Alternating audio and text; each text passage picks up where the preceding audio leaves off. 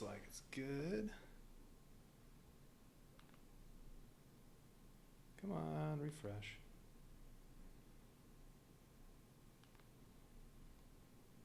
Okay. Waste nights again. Starting a little early today because I have to end the stream a little early. So, time for some more waste nights. Let's see, what adventure do we have today? I forgot what I was going to do.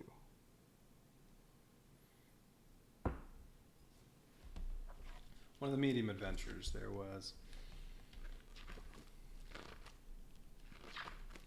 Awakening, or the other one. Oh, this one says 3 hours. You know what, since it's short, I'm going to try doing the short one, and if I'm lucky, maybe I can finish it.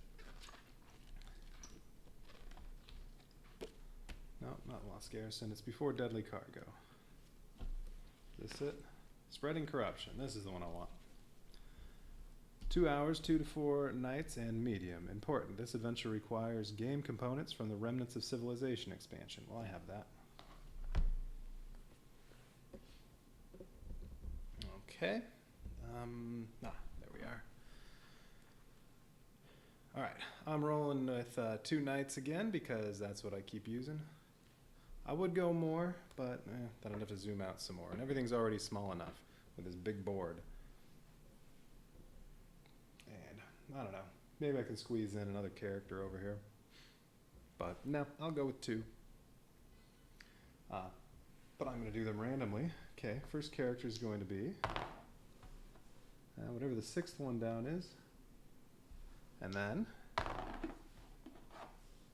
the 2nd one down. Oh, well, the ones I just used are on top, so Reverend Evans is coming out again.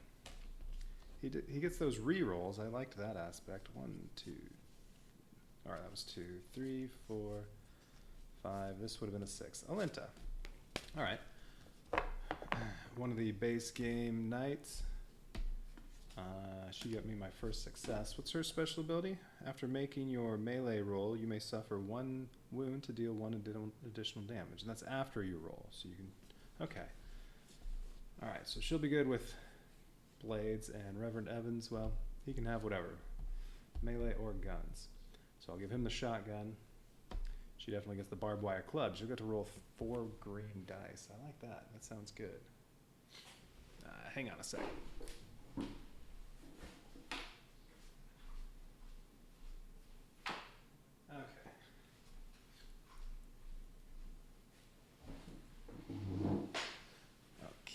Those are the knights I'm using. How about their vehicles? You know what? I don't know what this adventure is going to entail, so I'll just get random vehicles too. Except for Harry the Camel. I don't want the camel. You can only move 2 spaces. Alright, what vehicles am I going to use? Okay, Reverend Evans gets, or one of them gets the 5th one. Alright, 1, 2, 3, 4. Off-road? Sure, why not? And the 3rd one, the ATV. Okay. All right, there are their vehicles. Let's see, normal setup, they'll each get 2 ammo,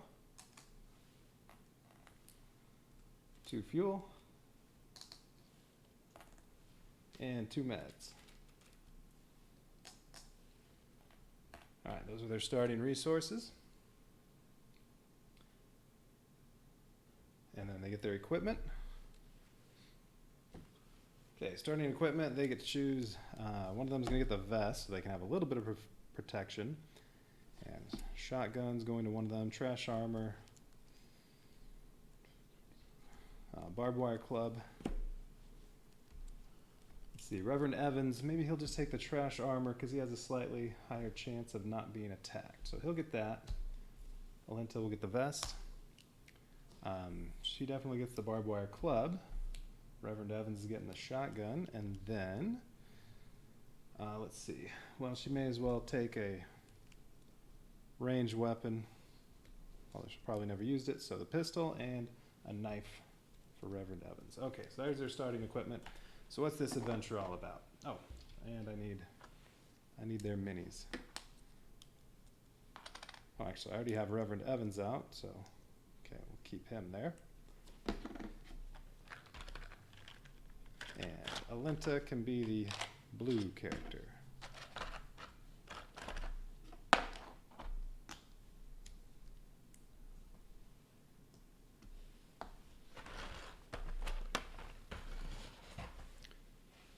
Spreading corruption. So what's this adventure? So it's medium one. I've only done the easy one so far. Scarlet Prince. Wherever you go, everyone is repeating this name. From the remote hellholes full of desperados to the biggest metropolises of ruined Australia, full of enterprising adventurers. You can hear it whispered on the most frequented routes and by campfires lit deep in the wilderness to chase away the darkness. Scarlet Prince. His acolytes and zealots claim that he will soon come and the waste will change into a blessed realm where the righteous will smite the unbelievers. Long-dried riverbeds will once again flow with clean water. No one will have to eat contaminated meat anymore, and the Great Divide will close to make the scarred continent whole again. Yeah, I don't think so. That divide's staying there. You don't believe in such crap. This land has already seen too many false prophets using the downtrodden for their own purpose. Men bereft of hope, weakened, and looking for a shepherd to guide them through this bleak reality. The Scarlet Cult surely must hide some secret, especially given that the members of other faiths and churches long known in the Waste keep joining the cult's ranks, as if opening yourself up to some higher power was a weakness exploited by the apostles of the Scarlet Prince. When the Scarlet Cult was just one of many groups full of dumb fanatics, and there's certainly more than enough of those in the Waste, it could be simply ignored. However, now it's turned out that its members have infiltrated many of the larger human settlements of the continent, and they keep mustering more and more followers in the biggest cities, the last outposts of civilization and progress. If their numbers are too great, Australia will soon fall under the reign of religious zealots, ready to sacrifice all doubters on the altar of their strange god. It's high time someone did something about that. And here you are, heading for the first bridge, a fortified settlement hanging over the depth of the Great Divide. And at the same time, the only permanent connection between the two halves of the continent. Thousands of travelers from all over Australia ceaselessly cross this place. This location is also a perfect starting point wherever you choose to go. It's only a matter of time for the lackeys of the Scarlet Prince to raise their foul heads. All right, so there's the all the flavor text for spreading corruption. C1, okay? And well, let's see which player is the first player. Whoever gets more successes. Oh, that was his. 6 for Reverend Evans. I don't think Alenta's beating that. 3. All right, so he's going to be first player.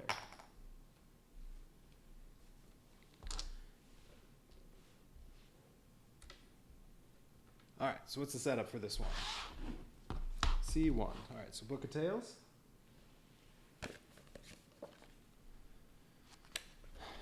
Spreading corruption. Let's see, Sunken Treasures. Rise of the Red Lord. Spreading corruption. Here it is, number 1. Here's the setup. Search both Wasteland decks for all enemy cards with this icon. Then shuffle these cards to create a separate deck. This is the Cult deck. Okay. Too bad I didn't know I was going to have to do that before I shuffled these decks, because now I'm just going to have to shuffle them again. All right. Yep, there we go. So it's that icon there. Some of them have multiple icons.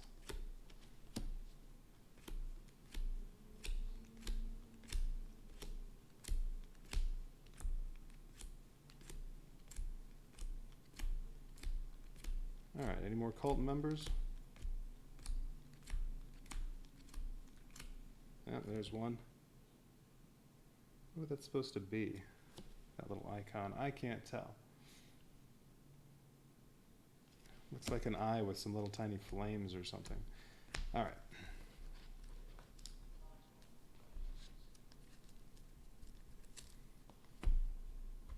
Now, shuffle this back up. All right, now I'm supposed to shuffle the 2 sets of cults together from each deck.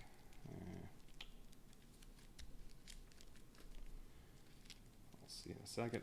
I think that said they go into a single cult deck.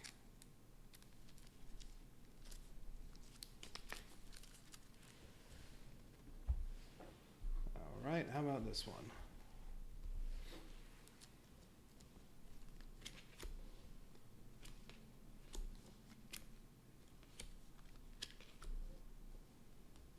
All right, here, we'll go this way. All right, nope, nope, nope.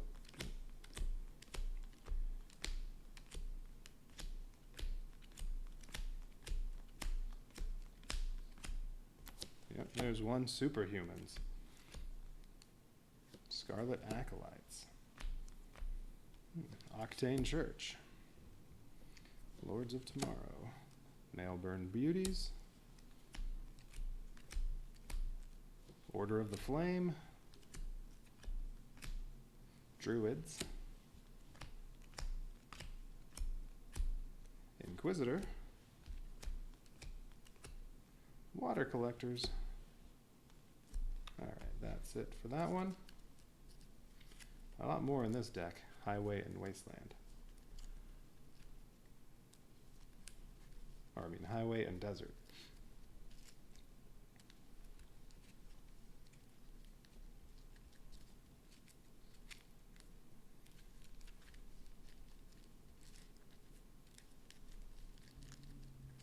Okay.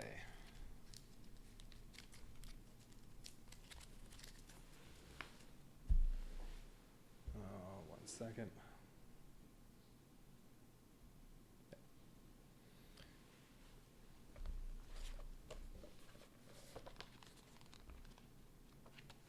Alright, so what did that say?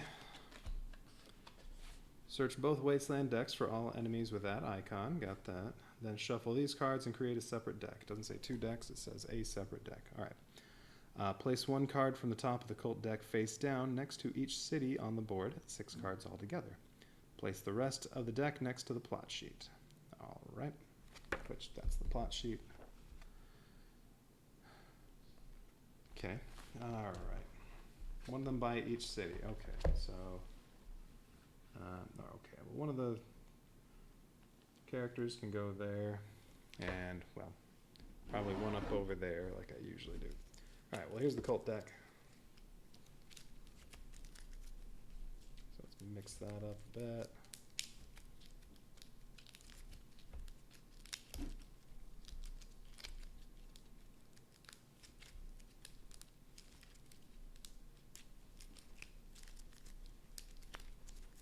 Alright, there's the cult deck. Don't get the box. Alright, so it said place one face down by each city. Okay, Carcassville, Gangrene, Queens Valley, Pumps, New Sydney, Alice Offsprings. And then the cult deck still has 7 more cards. Alright, here's the whole cult deck right there. Oh no, that's Alice Offsprings. I didn't miss one. Alright.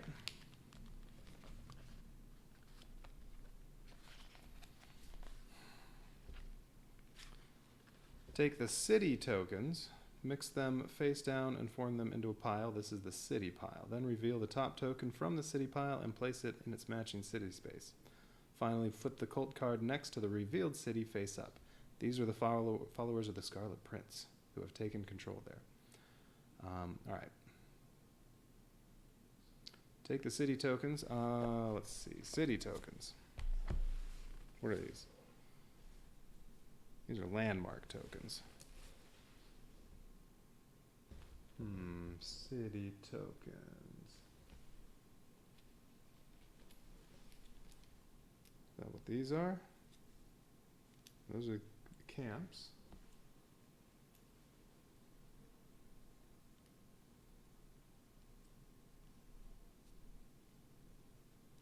No, those aren't city tokens. Alright, where are the city tokens?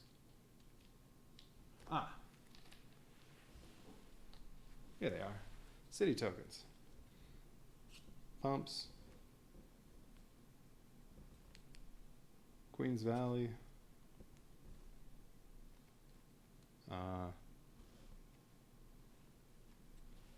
Gangrene. New Sydney, that one's easy to tell. Alice Offspring and Carcassville. Alright, so yeah, these are the city tokens. So mix these up.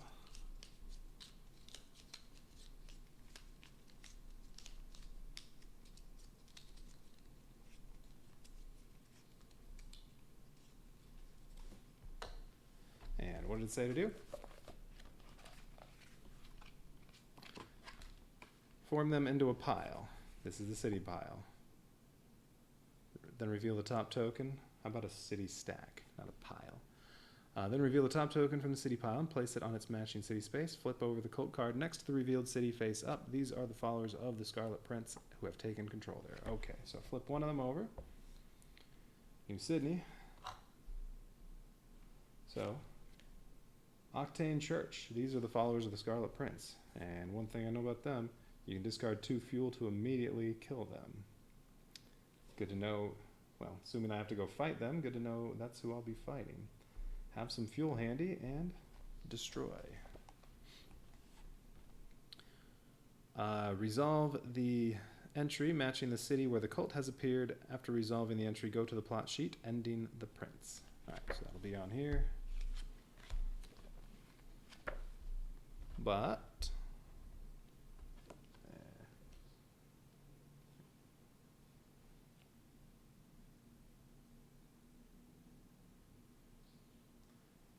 right.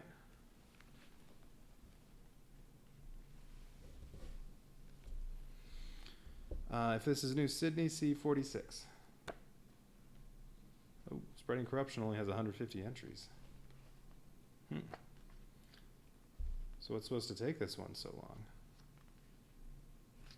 Well, it said 2 hours. All right, it's hard to believe, but you hear rumors that New Sydney has limited the number of caravans.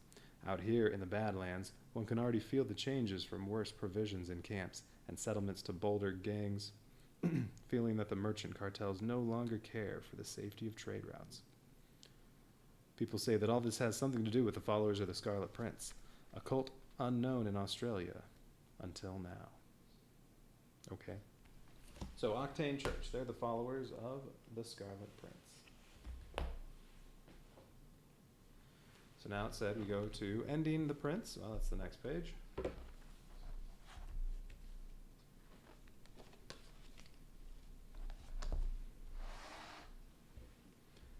Setup. Place the night figures on space 0. So they start at the first bridge. Yeah, that was pretty easy to guess based on some of the other stuff they said.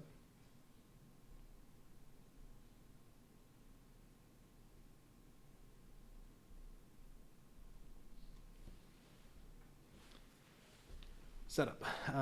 Place the timer on space 1. Now, do we leave all these other cards still out there? I would think so. Otherwise, it would just be flip one of these over and just put a card on there.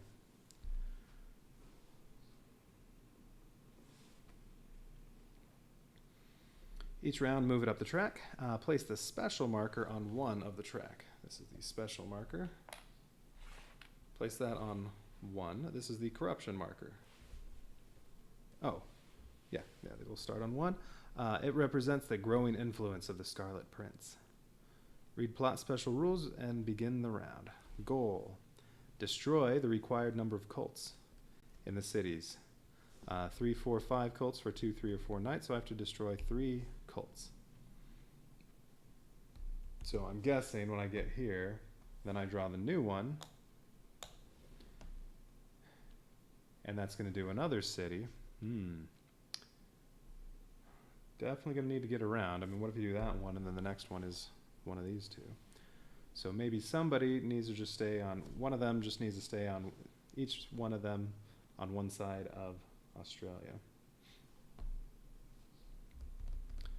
That's my guess. All right.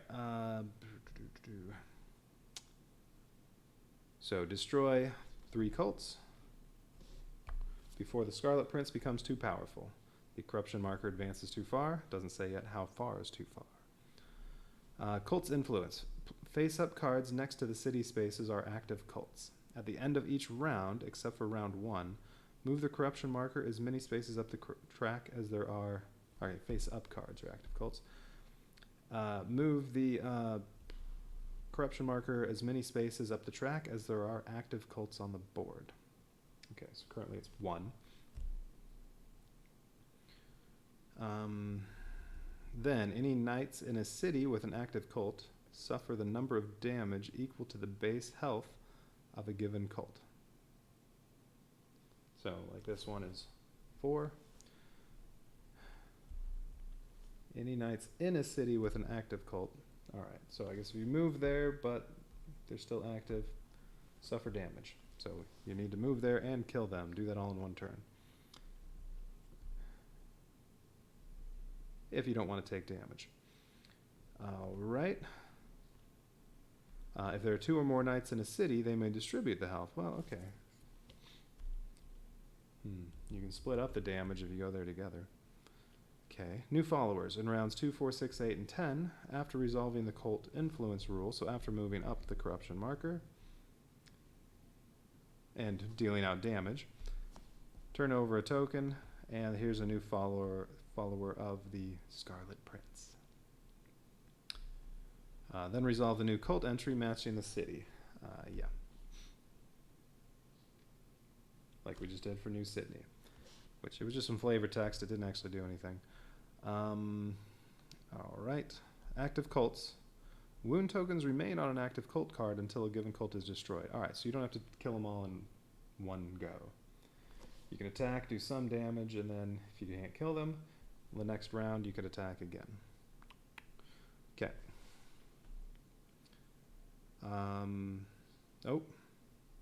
And the health of an active cult is increased as follows. 2 times its base health for 2 knights, or 3 times its base health for 3 or 4 knights. Okay, so really this has 8 health.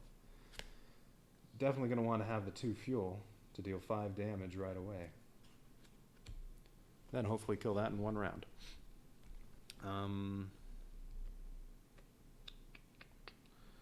Additionally, as long as an active cult is in the city action cannot be performed there. Okay. So right now, can't go here and do the city action to go barter for goods, or go to the quack to get rid of an injury, remove a malfunction from your vehicle. Okay. You can do plot action, attack cult, only on a city space with an active cult. So you can move here since that has an active cult, and resolve and do the plot action, attack cult. You can resolve combat with the active cult according to normal rules. Yeah. After the combat, if the cult is still in the game, you gain no reward. Well, sure, you don't get the reward until you kill them. There's also plot action, weaken faith. You can, again, only do this on a city space with an active cult. If there's no knight marker on its matching city sheet, well, I guess that'll come up later. City sheet. City sheet. Put a knight marker on there to maybe say you've defeated a cult. I don't know. We'll find out. Alright, so only on a city space with an active cult. If there's no knight marker on its matching city sheet, you attempt to investigate the source of the cult influence in a given city. Place your knight token on the sheet, on there, and then resolve the weakened faith entry. So who knows what that would do. Alright, but if you do that, you can move to a city, and then you can try to weaken faith, but then that's going to be your whole round, and then you'll definitely take some damage before the next round you try to fight them. Okay. But I only have to take out 3 cults. Need to get here in a hurry, though.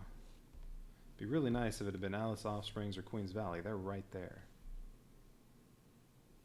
Especially this one. You get there in 1 turn. It's going to take a little more to get to New Sydney. Well, alright, we'll figure that out in a minute.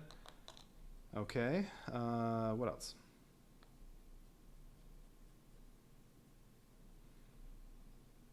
So I'm thinking if I fail and play this adventure again, I'm going to want vehicles that can really get around. So like this, the ATV has 5 movement, it only holds 2 fuel, and each fuel adds 2 movement. The off-road, 4 movement, each fuel adds 2 movement. So it'd be nice to have one of those that gets 3 movement for each fuel you spend. So you can really get around. Or the dirt bike or whatever it was where scrub and mountain only cost 1 movement, just like desert. Anyway. Because yeah, that's going to stink.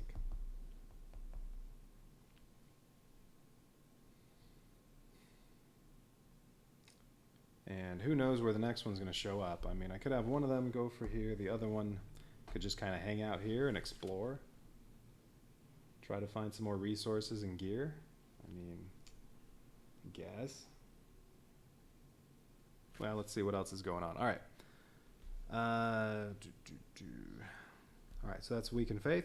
Cult destruction. If the number of wounds on an active cult is equal to its increased health, so like this one's 8, 4 times 2, because I have 2 knights, it is destroyed. Remove the destroyed cult's card and the city token on its space from the game. Each knight gains 1 experience. The knight who destroyed the cult gains its reward on here, according to normal rules, and resolves the cult destruction entry matching the city. See the city sheet. Okay. Favor for city dwellers. Oh, this is only if you're using the city task cards, which I'm not using. Ooh. After a knight successfully fulfills a task, the active cult matching the city from the task is dealt 2 wounds, to a minimum of 1 health. So, yeah, that could help you wound this without actually attacking it. But I'm not using, whatever that just said. City task cards, I'm not using those. Oh, okay. If at the end of any round the corruption marker is on space 15 or higher, 20 if you're doing 3 or more knights. C100. All right, so this has to get all the way to 15. So go through and then turn over the +10 and get back to 5. Okay. If you destroy the required number of cults in the cities before this happens, C150. Okay. Oop, that's the very last entry. I'm sure that's going to mean success. All right.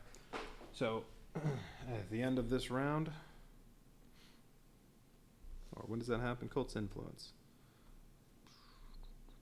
At the end of each round, yes, except for round 1. Oh, so you don't do this at the end of round 1. Okay. Move the corruption marker up as many spaces. So at the end of this round, just the time marker is going to go up, not the corruption marker. And then after that, this will go up however many spaces. Well, it'll go up 1 at the end of round 2, if this is still around, which I'm sure it will be. I don't think I'm getting there in 2 turns. And then, when does a new one turn over? After resolving this. So it's at the end of a round. All right. So it's not until the end of round 2, another one of these is going to get flipped over. But I have no idea which one.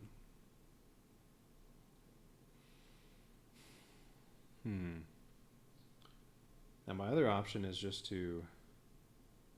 Alright, I have to destroy 3 cults. Other option is to get one of the characters close to these 2, because these aren't that far apart. No. I don't know. Get one over there, and then have somebody else hanging out close to all 3 of these, and then I can just ignore New Sydney. But that means corruption all the time. Alright.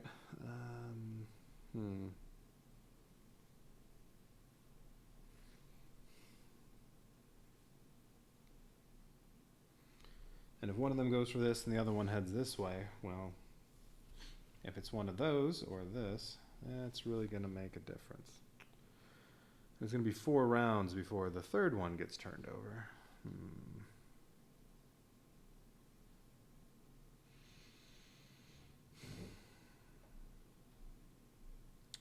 Yeah.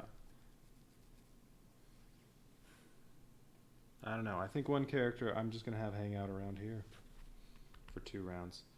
Do some exploring.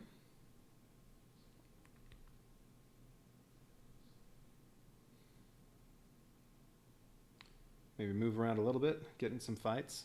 Maybe get lucky and gain some stuff. All right. So that's all it says. It doesn't say to flip over to the city side. Although I guess I probably just need to have both of these. All right, have both of these in view.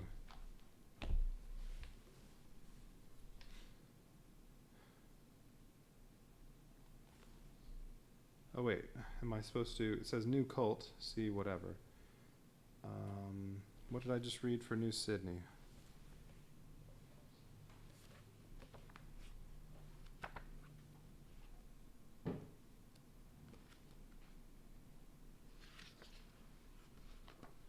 Important. If you are experienced players, or you have already played this adventure, you may introduce city task cards to the game. Yeah.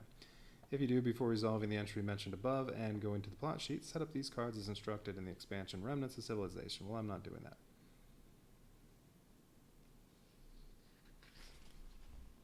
Am I missing something? It didn't tell me what to do next. Okay, take the city tokens, blah, blah, blah. Scott, resolve the entry matching the city where the cult has appeared. Then go to the ending, the prince. If this is New City, Sydney, C46. Did it tell me to do anything else there? No. Now what?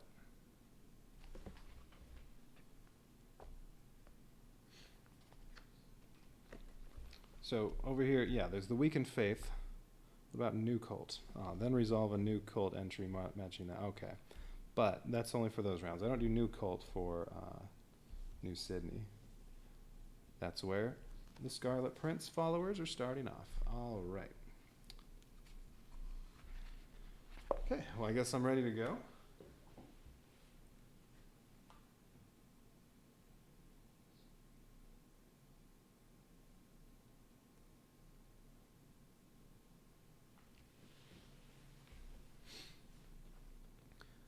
So, let's see.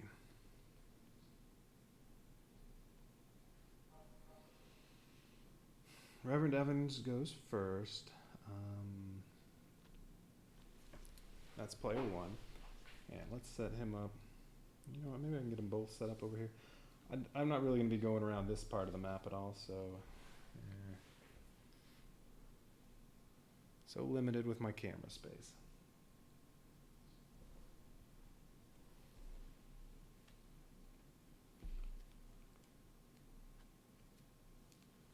Alright, Alinta has vest, 2 weapons.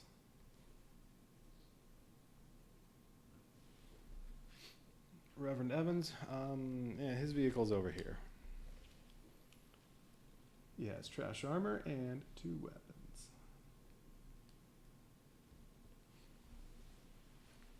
Now, where are my coins I'm using for action markers? Here they are. Alright, they each get 2 actions per round. So the turn marker doesn't sound like that one's important at all. I don't know, it must be important for something. Didn't say anything about the special rules of the plot, just that moves up 1 each round.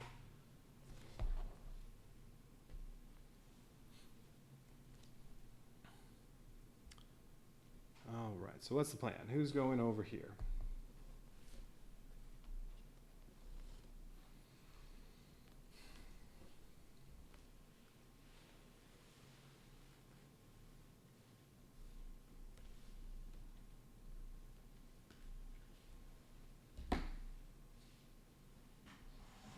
Okay, there. Now I'm organized. All right, who's going over here? The ATV has just a little bit better movement, and it's a light vehicle, but you can treat it as if it's medium or light when you have certain things where that matters. Okay.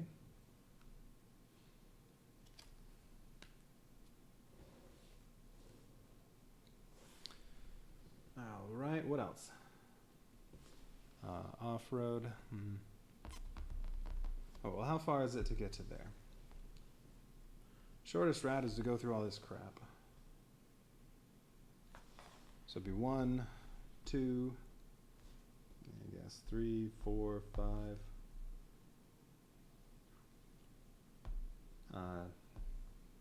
7, 9, 11 to get to there. But that's going through 2 radiation, 2 threat tokens. The 2 threat tokens, those aren't too bad, but 2 radiation, I would rather avoid that. But I go up here and do,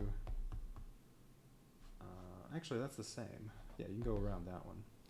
So, the only way to avoid that radiation is to go all the way around, well, to go this way, but that's a lot of extra movement. To do these 3, that's 6 rather than 2. No, that'll take too long. Or if you go around here, let's see, more radiation.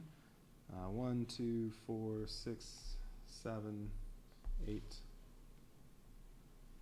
10, 15 to get to there. It was what? I think I said 11 going the other way. 1, 2, 3, 4, 5. Yeah. Oh no, 10. 10 to get to there.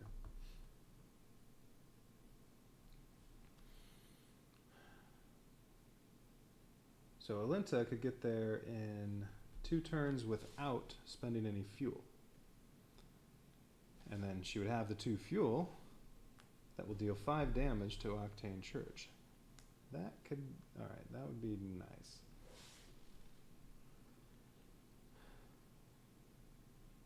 And if she can wipe them out in 1 turn, they won't actually raise the corruption at all because it's at the end of round 2. Alright, so she could get here round 2. And have her 2 fuel. Oh, they need their experience markers.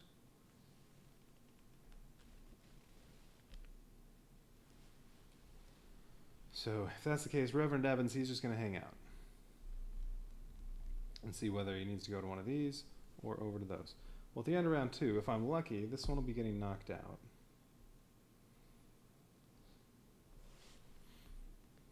Well, there are 3 over here and 2 over there. Yeah, it's probably best to just hang out around here. Okay, so that's all he's going to do. So, I don't know. Let's just explore first. So he's exploring on highway. Exploration card. Oh, what is his exploration? 2. Alinta's is 3. Okay. Highway. 2 fuel. He only has room for 1 more. And 1 radiation. No, I don't think so. Alright, so I'm stuck with this one unless he spends a fuel. Alright, highway. 1 ammo and 1 wound. Not very good.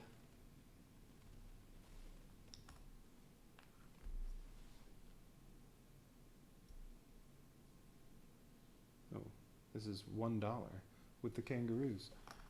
Alright, 1 wound and 1 ammo. Well, he is the one that has the shotgun, so okay. Rather not take the wound, though. All right.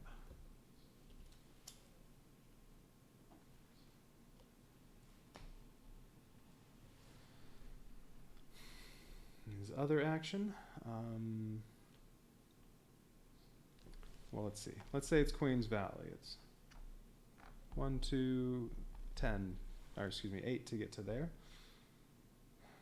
Pumps, it's 1. Well, let's see. Can make use of some of this over here.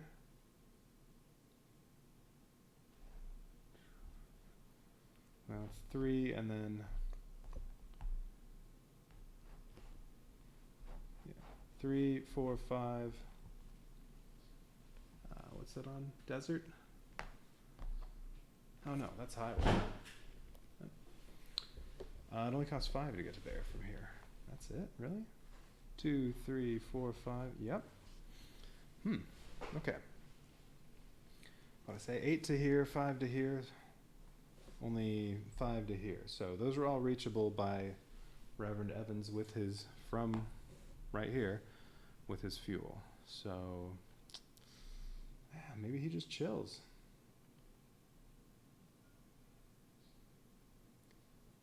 Yeah, I guess he's just going to chill. Alright, so he's passing on his other action.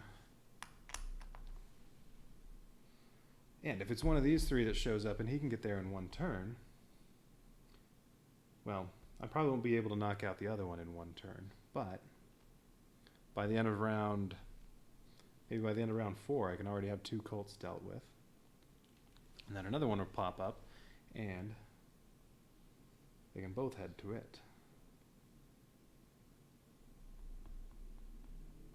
And if it's, say, this one, well, Alinta can also come over to help out with that one. Let's see, 4,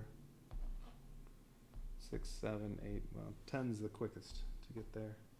But that's picking up more radiation that I probably want to avoid. Or this way, let's see. 3, 4, 5,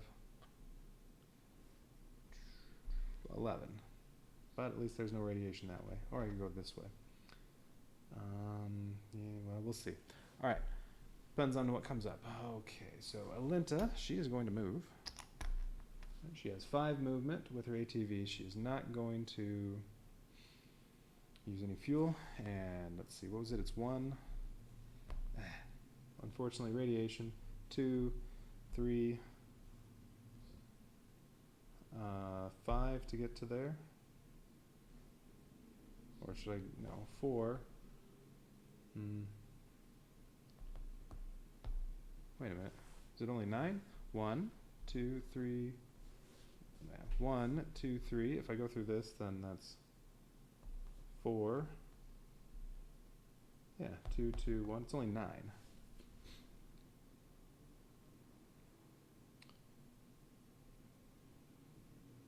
Alright, so 1, 2, 3, 4, 5. If I skip that, then I have to go through threat token, 2, 4, 5. Yeah, okay. Do that.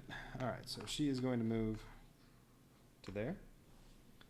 That costs 5 movement, but she went over a threat token and she picked up a radiation.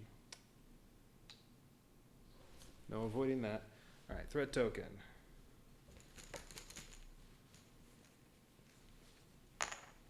Oh, she's losing a resource. Great.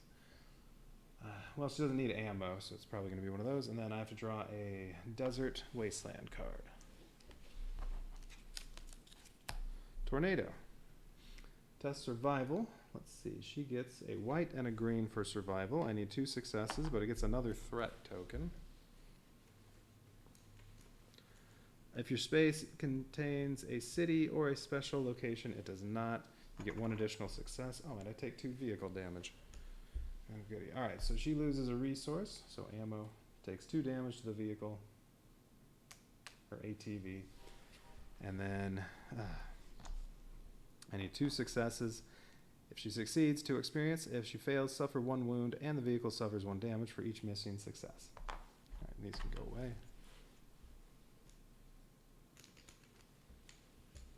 Alright, any more luck than I was having with most rolls yesterday? 0.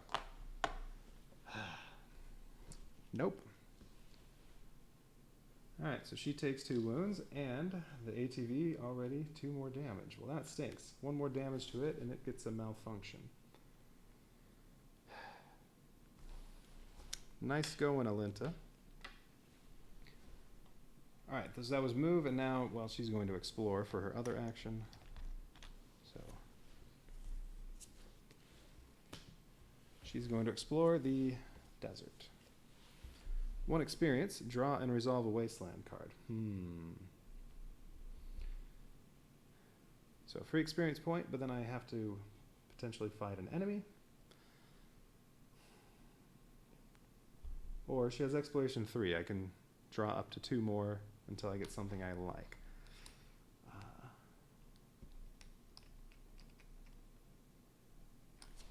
Yeah, let's do it. Let's take the experience. Yeah, alright. Taking the experience. Wasteland card. What am I fighting? Sandworm. I guess I didn't walk without rhythm. Alright, sandworm time. It has ambush, so it attacks first. Even if I attack with a ranged weapon. It is attached. If it rolls a fate, although, well, there's only 1 die that has 1, so there's a 1 in 6 chance that I'll have to attach 1 malfunction to my vehicle. Great. Kill it. 4 health. 1 experience, 1 fuel. The fuel's useless. I'm already full of fuel. But I'll take an experience point. Okay, well, we'll see. Alright, so she's using her barbed wire club. It gets 2 green dice, plus her melee ability is 2 more green dice. No, I have an okay shot at it. Oh, plus her ability is, after I roll, if I get, say, 3 successes, she can suffer 1 wound to do 1 additional damage. So really I just need 3. Alright, but the sandworm ambushes, so what does it roll? 2, okay. It's not bad. Alright, so that gets resolved first. She takes 2 wounds, or I can block those with the vest. Yeah, let's do that. Alright, she breaks the vest, that'll block 2 wounds, so there we go. She takes none. Then, what is her roll?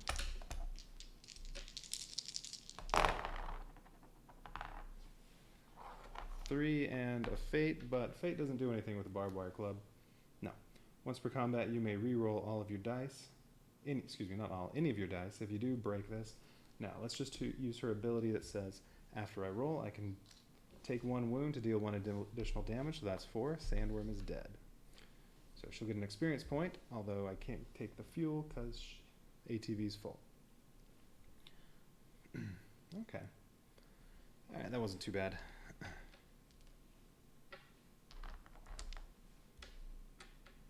Maybe I did walk without rhythm.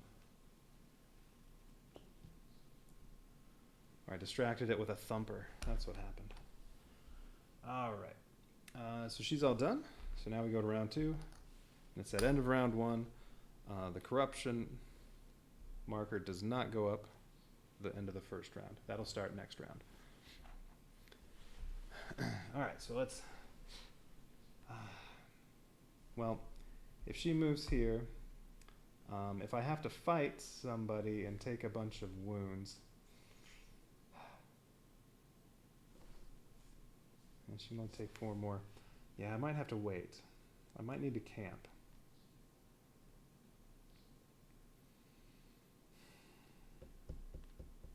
No, it's not her turn yet. Alright, so Reverend Evans, he's just going to explore again because I have no idea where I should be going at the end of this round. Next round, he'll finally know where to go as soon as one of these other cards gets flipped over, and there's a new cult to go kill. Alright, so he's exploring again. Might have been better to give him the ATV and let him go after this, because she's better at exploring, but oh well. Ooh, she only has repair 2. They both only have repair 2. That stinks. I can't repair the vest and some damage to the ATV. That is unfortunate. Well, alright, what's his exploration? He's on highway, so 1 gear. That sounds good. I'll take that. Alright, he gets a piece of gear. What do you get? Ooh, the knife. It starts off broken. It only takes 1 to repair, though.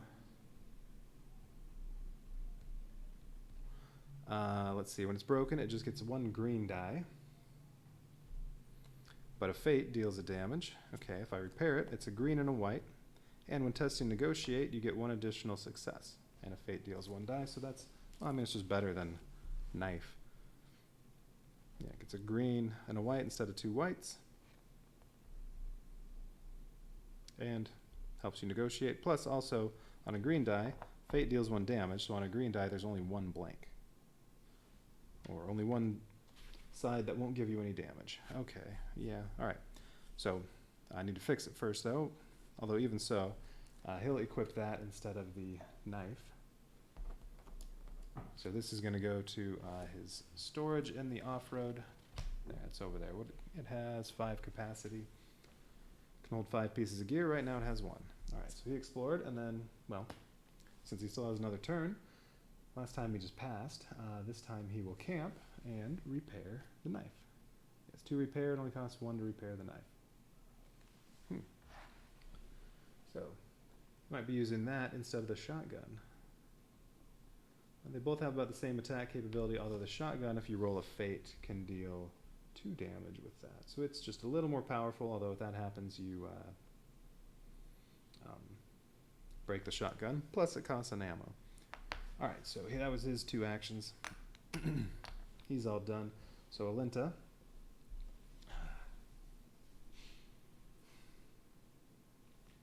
Yeah, I can camp and explore, and the next turn move and hope to be able to take it out in 1 turn. And if I camp, well, 2 meds can one med can heal 3 wounds, the other med can heal a radiation. And though that might be a waste doing the radiation.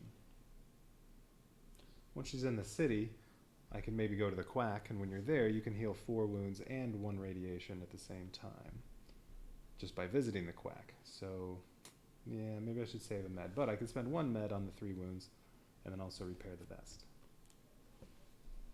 Or the ATV. One of them needs it.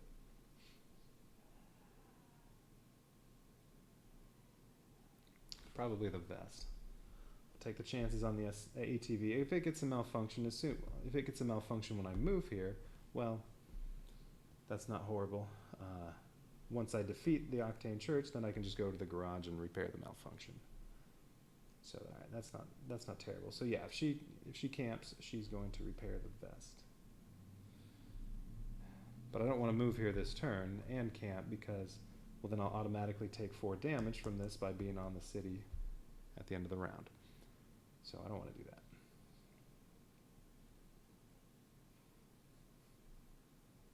So yes, let's explore first. All right, so she's going to explore. That's her first action. She's in desert. So what does she get if she explores the desert?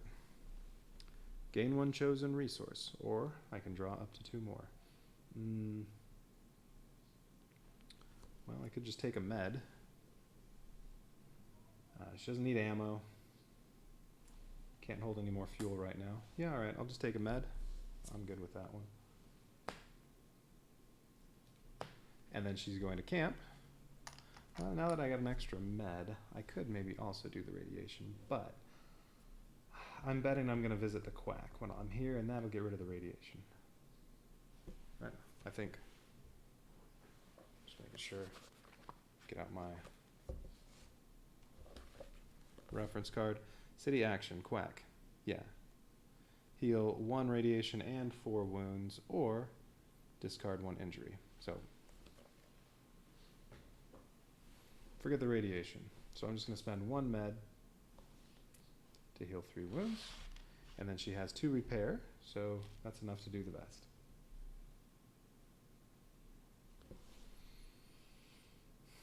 And that's it.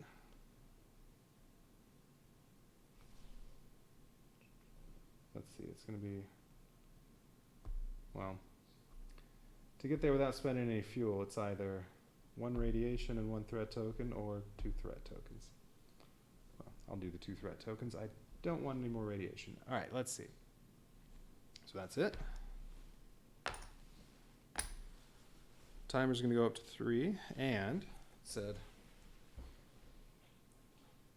so let's see.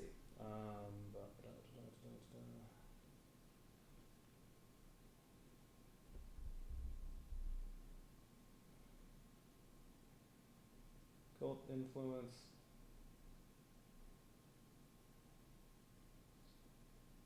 At the end of each round, move the corruption marker as many spaces up the track as there are active cults. There's 1 cult, so this goes up to 2.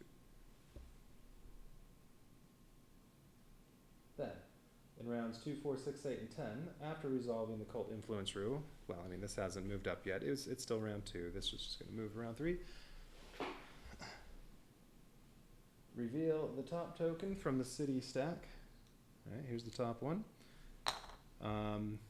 Queen's Valley. All right, good thing he didn't move over here. Water collectors, and they have 8 health because I'm playing with 2 knights, 4 times 2. They roll a green and a red. Okay.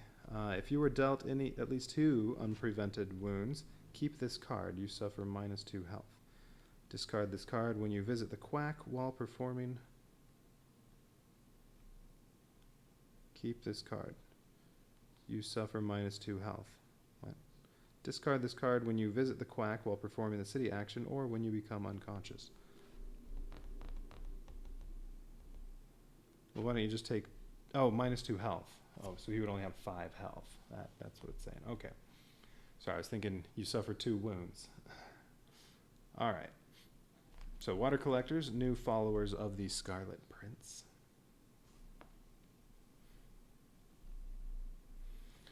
Get a med and an experience point. if I could defeat that, and that's 8 health, so it would probably take 2 attacks. Might even take more. Alright, well, he's going to head up there. Okay, so that's a new follower of the Scarlet Prince.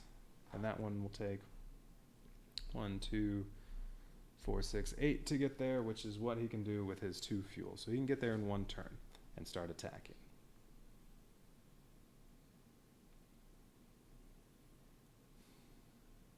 Okay, and then Alinta can move here and try to kill this, which she might do in 1 turn because of that fuel.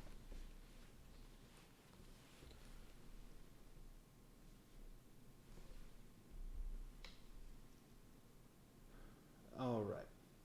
So let's see. It's Reverend Evans's turn.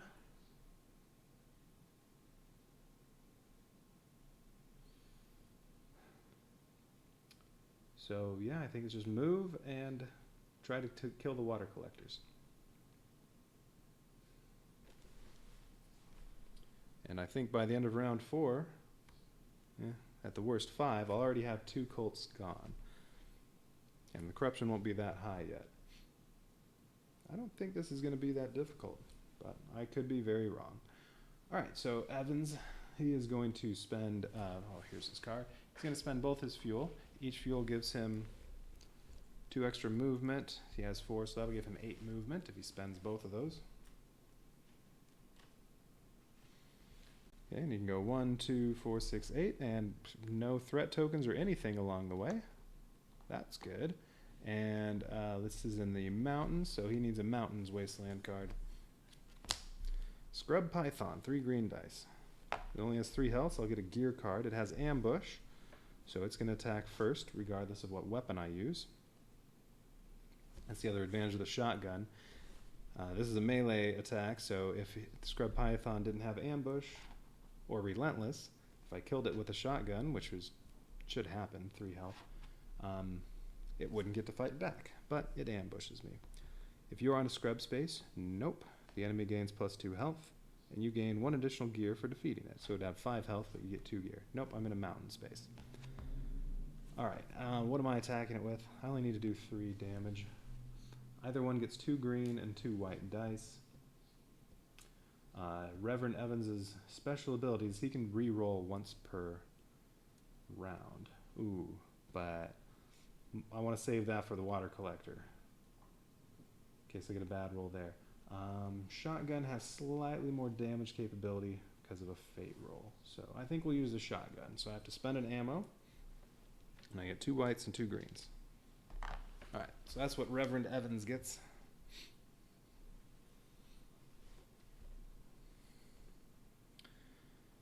But, and even though that's a ranged attack, and this is a melee attack, this is an ambush, so it goes first. Ooh, nice. 2 blanks and a fate. Fate, suffer 1 wound. Or I can block it with the trash armor. May as well. Do I want to bother? Yeah, may as well. Alright, so break the trash armor. I don't suffer any wounds. Alright, well, that was fortuitous. Alright, I need 3 damage with the shotgun. 5. Okay, Scrub Python's dead. I get a piece of gear. Alright, Reverend Evans is doing alright. He's doing much better than he did yesterday. Actually, he was alright with some of his re-rolls. Ooh, that's the best part. I didn't have to re-roll. So he'll have a re-roll available for the water collectors. Okay. Alright. So I get a piece of gear. As a reward, what do we get this time? Ooh, fire axe. 2-handed weapon. Alright, it takes 2 to repair. It's currently broken. Ooh, if you roll a botch, you suffer 1 wound.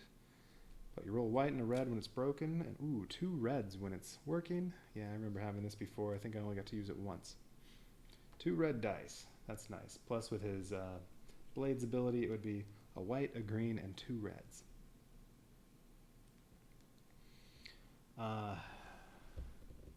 He can re-roll all dice, though, so if he did roll a botch, he could choose to re-roll all of them. It'd be really nice to have this working. Let's see. Yeah, it only costs 2. I don't want to wait, though. I need to start attacking them now. If I attack him now, it'll be a white and a red, which is still better than a white and a green. However, if I use this while it's broken, if I roll a botch, it'll be gone. It'll be destroyed. 2 reds. Okay, so I think he's just going to put in the vehicle for now until he gets a chance to repair it. Discard. Oh, that was his first move. His first action was to move. Yeah, save the fire axe. Alright, so he's going to try to attack the water collectors. The cult that is a follower of the Scarlet Prince. Okay, so they really have 8 health. They do a melee attack. So if I did a ranged attack and actually killed them, they wouldn't get to fight back. However, doubt I'm doing 8 damage.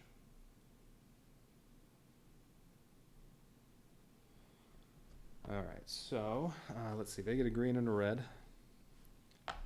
Next turn, or next round, then I'll definitely use the shotgun. Let's just use the knife so I don't have to use any ammo.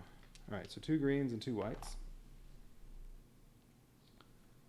Those are both melee attacks, so they happen at the same time. And what was special with the knife? A fate roll deals 1 damage, and then helps out with negotiating. Alright, so the water collectors get 2 and... Oh, a fate is 2, so that's 4 wounds. That stinks. And what is Reverend Evans doing? 2? Ugh. Well, alright, his special ability. Once per round, you may reroll any roll. If you do, you must reroll all dice. Well, I can probably do better than 2. So he's going to use his special ability for his 1 reroll for the round. Yep, that is better. Alright, he dealt 4 wounds to the water collectors. Alright, so they're still sticking around since they're a cult. And, oh, yeah. Reverend Evans has to take 4 wounds. Okay, so I have to do another 4 to that next round. Yeah. Hopefully. Could do that. Okay, so he's all done. Now, Alinta, she's going to move and try to go after this cult. So, first action is going to be to move. She has 5 moves, so 0, 0, 2, 2, 0, and 1. She can get there in... Yeah, with 5 movement, she can get there in 1 move. Went through 2 threat tokens.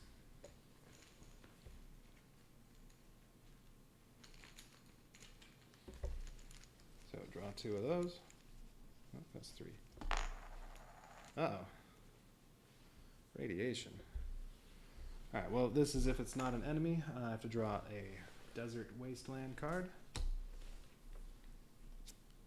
Oh, it's not an enemy, so I'm picking up a radiation and a contaminated wound. Alright, the radiation stinks. I'm going to lose a die. Oh, well. Guess I should have healed that radiation when I had the chance. Okay, threat 1, so I have to draw another one. And then she has to test Tech 2. If you have a light vehicle, it suffers 3 damage. Well, this is light, but it says, when resolving stuff like that, I can treat it as if it's medium. Oh, I also take 2 wounds. Oh, gross.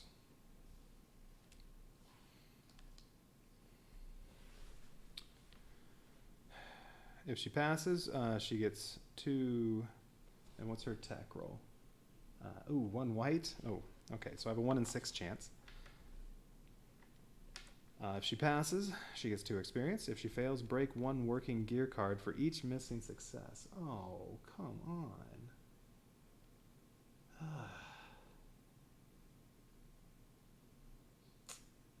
That's going to make things difficult. Well, she gets 0.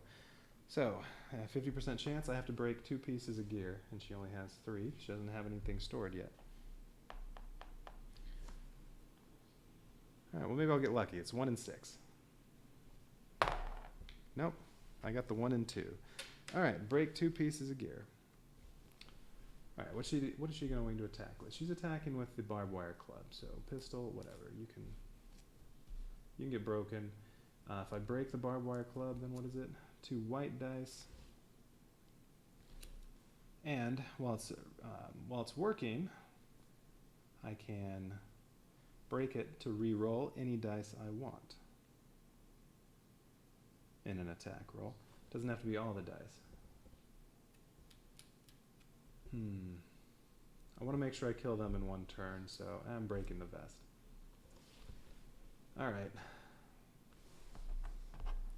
Well, that was unfortunate. Plus I'm going to lose a die until I get rid of that radiation. Alright, so that was her first action. Second action, she is going after Octane Church. Engagement. So before any attacks, before you even have to choose your weapon, discard 2 fuel to immediately deal 5 wounds to this enemy. Boom. And since that's one of the cults, since I'm playing with 2 knights, it starts off with 4 times 2, so 8 health. So I only need to do 3 wounds to it, and that's dead.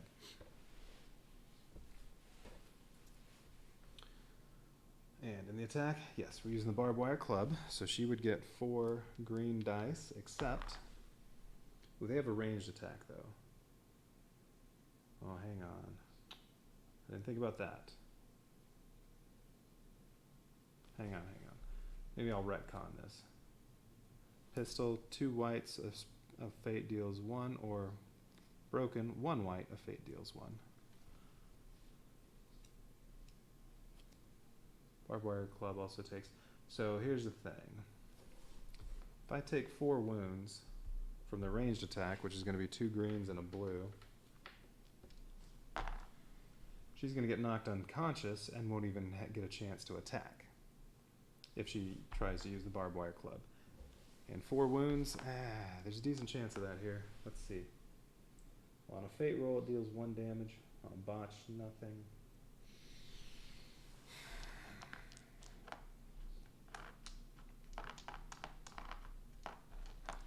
There's a decent chance she won't get to fight back.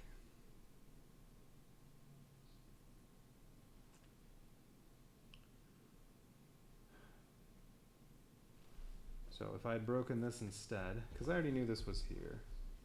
It's not like that just got revealed and it's new information. If I break that instead and use the pistol, I'll have to spend an ammo. What's her? Oh, her guns is only 1 white die. Oh, she'd only have 3 white dice. No. Although then she'll actually get to attack. I need 2 successes, and then I can take 1 wound for a 3rd success. That would be enough. Oh, and but she loses a die, so she'd only be rolling 2 white dice if I go with the pistol.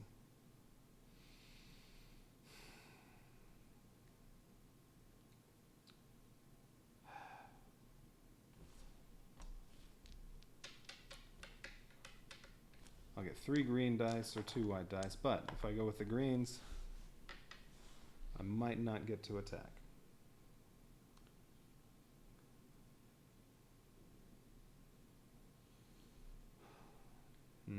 No, I don't.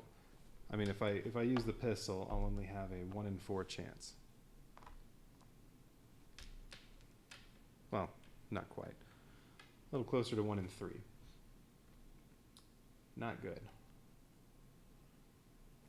Here, chances are very good. I just need 2 successes on the green dice.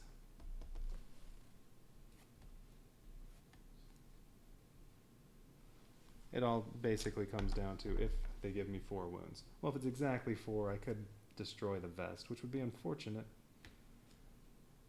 because then I'll have no armor. But if it's exactly 4, that's what we're doing. Alright, that's the plan. Gonna use the barbed wire club, but I lose a die, so I only get 3. They get 2 greens and a blue, and it is a ranged attack. So this happens first. 3 and what is the fate? 1 damage. So they did exactly 4, which would be enough to knock her out unless I do use the vest. Yeah, gonna have to destroy it. That's too bad. Alright, Bess got destroyed. So I took 3 wounds. So that's 6 wounds. If I only get 2 successes, I'm gonna have to use her ability, and that'll knock her unconscious. But that's all right. She's in a city. I can get rid of that injury. That actually wouldn't be that bad.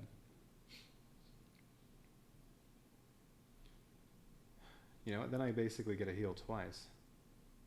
You know, it might be good if she only takes.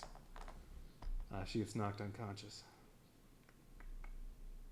But I couldn't let Octane Church knock her unconscious because then she wouldn't get to fight. Alright, so she needs 2 successes or more. Alright, so well, she got the 3. So Octane Church is knocked out. So she gets an experience point, an ammo, unnecessary, well, can use it to barter. Oh, and she'll be getting an upgrade. Wait, she was already at 2?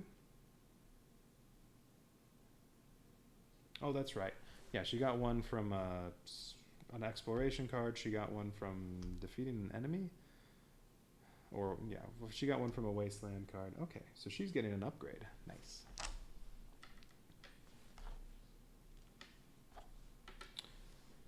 Alright, so Octane Church is knocked out. Now what happens? So we consult the city sheet.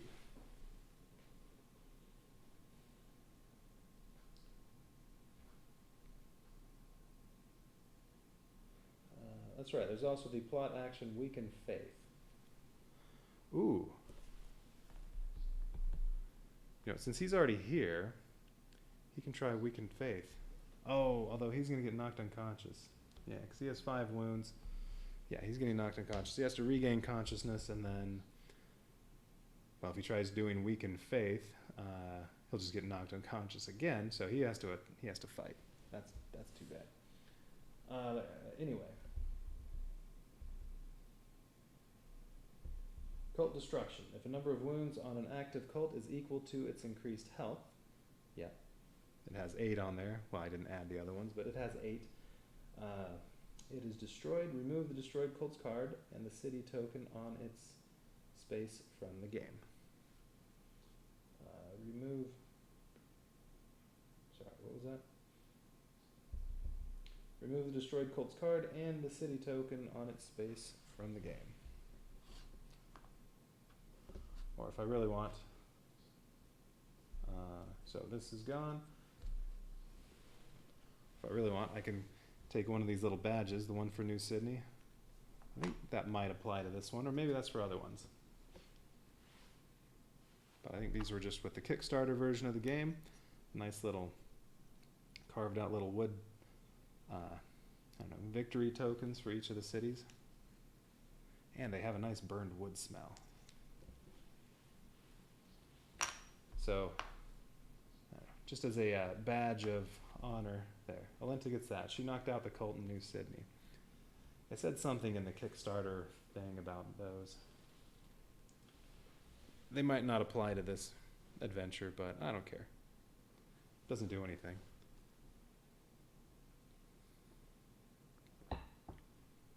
And so the knights can brag about how many cults they destroyed. And who destroyed more. Alright, so Octane Church is gone.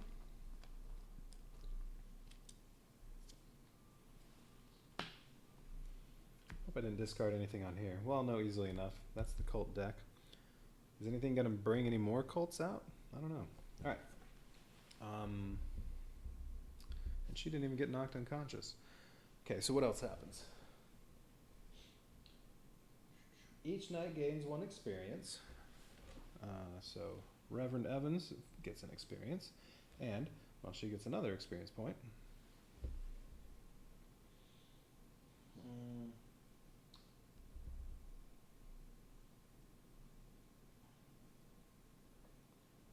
Alright, so the knight who destroys the cult gains its reward according to normal rules. I already did that.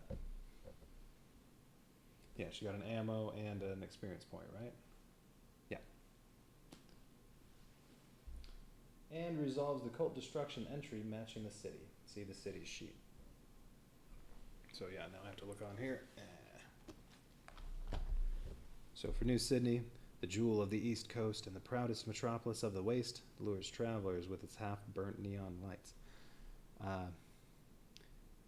Oh, shoot! I didn't do that. New cult. Resolve the new cult entry. I was supposed to do that before he went in there and attacked. Shoot. Well, we'll see if that was going to change something.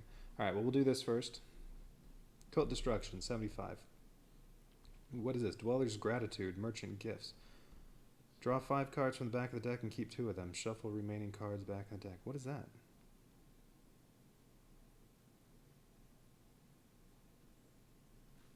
Maybe that'll happen from resolving this. I don't know. Let's see. 75, Cult Destruction.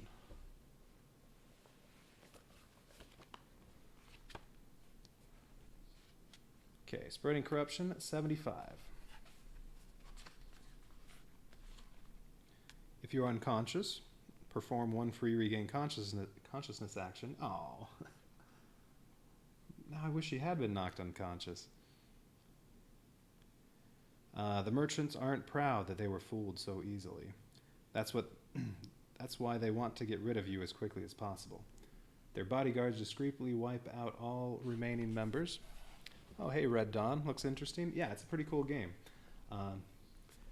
You're in this post-apocalyptic wasteland, Australia, so it's very Mad Max. There are 8 adventures you can go on, and each one has a lot of choose-your-own-adventure stuff. You have the Book of Tales here that, for each of the 8 adventures has a bunch of entries, and doing different things will make you read whatever stuff to resolve what's going on. It's pretty cool. This is the 4th adventure I'm on. Well, it's the 4th adventure I'm doing. 2 of them are competitive only, so I can't really do those by myself. So after this one, there are 2 more I could do without anybody else. But yeah, it's a pretty cool game. All right. So the merchants aren't proud that they were fooled so easily. That's why they want to get rid of you as quickly as possible. Their bodyguards discreetly wipe out all remaining members of the cult, while you have a chance to reach for the wares on the top shelf. So yeah, and in this adventure, each of the cities, there's a cult that's spreading, and you have to go wipe out the cult. So it started in New Sydney. That part was random, and then it spread to Queens Valley, and one of my knights is up here trying to wipe out the cult there, and this knight down here, Alenta, she just wiped out the cult in New Sydney.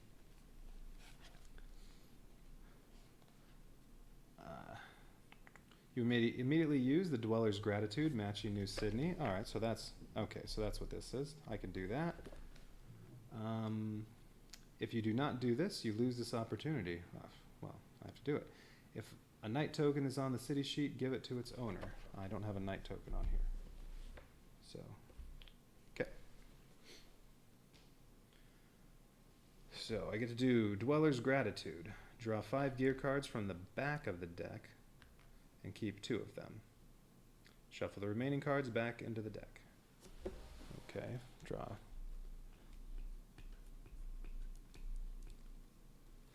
Let's see, 1, 2, 3, 4, 5.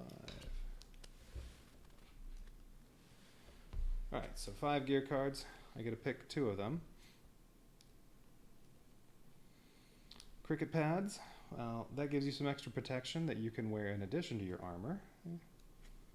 And it's only 1 to repair it, and then it can block 2 damage. Yeah, that's not too bad. Might do that. Ooh, pump action shotgun. When it's broken, 1 red die, although she's terrible with guns. Although if she ever meets up with Reverend Evans, she could give it to him. See, when it's repaired, red and white.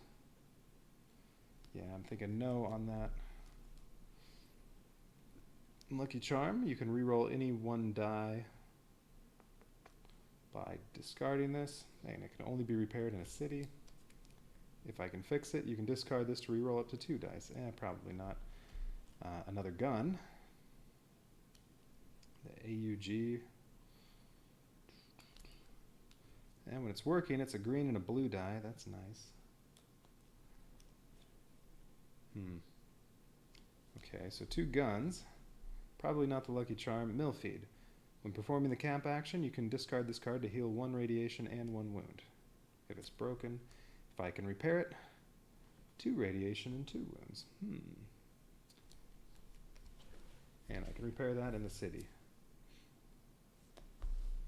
which is where I am right now. So, yeah, I think these 2. Forget the guns. She can run around with her barbed wire club.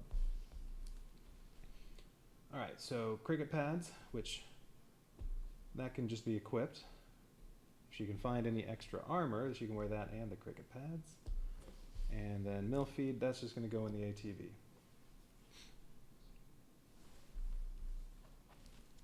Okay, and these are supposed to get shuffled back in. I'm just going to discard these. I don't want to shuffle the gear deck. Alright. So I got to do that, and then I forgot to do, when water collectors got revealed, new cult in Queens Valley. C6. Hopefully it's just flavor text. Because if not, something should have happened before Reverend Evans went up there and attacked. New cult, C6. It says, if any knight is in Alice Offspring, C22. Well, no, he was down here at the time. He was at First Bridge, right about here. Well, right there. Otherwise, where am I? Queens Valley. Otherwise, C54. Okay, so what does 54 say?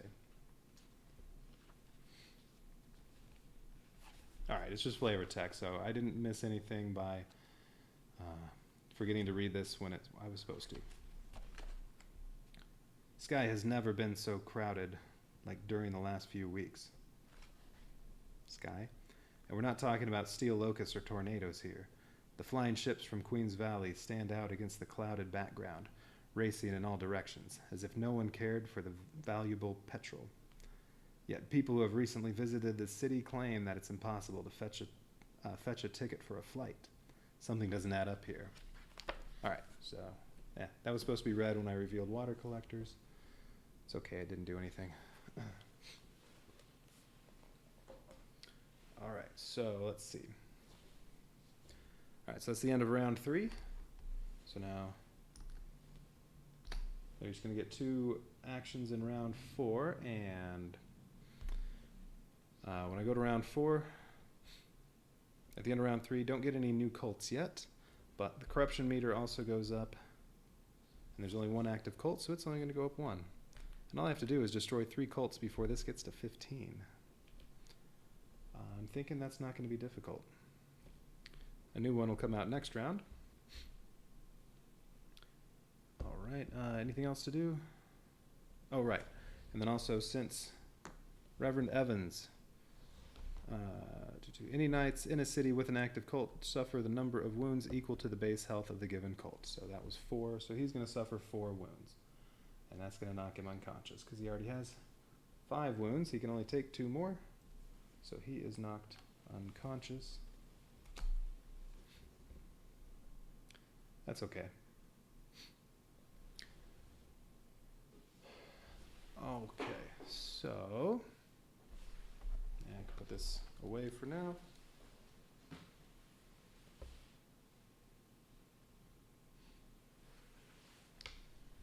Alright, so Reverend Evans, his first action can only be to regain consciousness. And when he regains consciousness, he can heal 1 radiation and 4 wounds. Well, that's 4 wounds.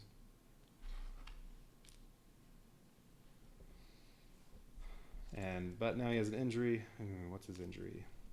Broken arm. You can only use 1 one-handed weapon. Place this card in your weapons slot to mark this. Okay.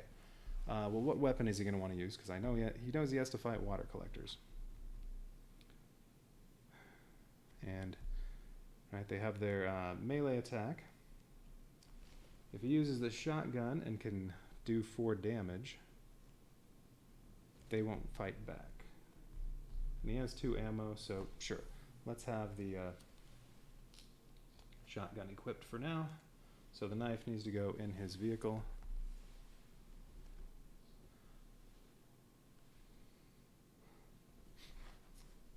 Okay, so that was his first action, and then he needs to attack the water collectors. Otherwise, they're just going to knock him unconscious again. So, alright, his other action, try to take out the cult. And he will be using his shotgun, which gets a white and a green die, and then his gun's ability is another white and a green die. Okay, and then water collectors get a green and a red. And just need to do 4 more wounds. Don't have great odds with this, although the shotgun, if I roll a fate, I deal 2 damage and break the shotgun. And he has his reroll ability. Okay. So there's his melee attack. So yeah, Reverend Evans gets to go first. He's using a ranged attack. If he can kill them, they don't fight back. Oh, there we go. 4. Don't have to break the shotgun. That was nice. All right, so 4 wounds. It already had 4. That's 8. Water collectors is dead. Great. They don't get to fight back. Good job, Reverend Evans. So let's see. I killed a cult, so each knight gets... Oh, I forgot to give Alinta an upgrade. I'll do that before she goes. She was supposed to do that before the turn. Each knight gets an experience point, and then Reverend Evans gets the reward, which is an experience point and a med. Okay, I like that. And then this is gone. So that's 2 cults dead. And we can take this away. And you know what? We'll give him the little Queen's Valley badge of honor. There. They've each killed a cult.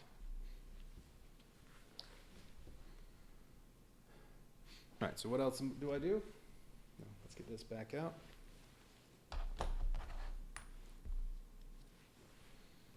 Oh, and he's in Queen's Valley, so he's probably going to get Dweller's Gratitude, which is flip 2 of your broken gear cards to their working side. Well, Fire Axe is broken, and the Trash Armor is broken. Alright, well he does have 2 pieces of gear. Even if these cards have the X icon. Okay. Alright, so that's probably going to happen. Alright, well we had Cult Destruction, so C 105. Alright, Book Tales 105. It's probably going to say, like the last one, you can perform 1 free regain consciousness action, but, well, he's not conscious. He's not unconscious. And then it'll tell me I could do Dweller's Gratitude. Alright, let's see. 105. Yep, if you're unconscious, perform 1 free regain consciousness action. The Queen's Chancellor hands you a message. It expresses the gratitude of the woman ruling the valley for opening her eyes to the troubling situation in the city. The letter also contains a permission to use the local workshops before you leave the city. So yeah, you may immediately use the Dweller's Gratitude matching Queen's Valley. If you don't do this, you lose the opportunity. And if there were a night token on Queen's Valley, give it to the owner, but there is not. Alright, so yeah, he gets to repair 2 pieces of broken equipment. So his Fire Axe and his Trash Armor. And that's both of his actions, so he's all done. Yeah, I don't think this is going to be... I'm going to get to 3 cults destroyed pretty easily, I think.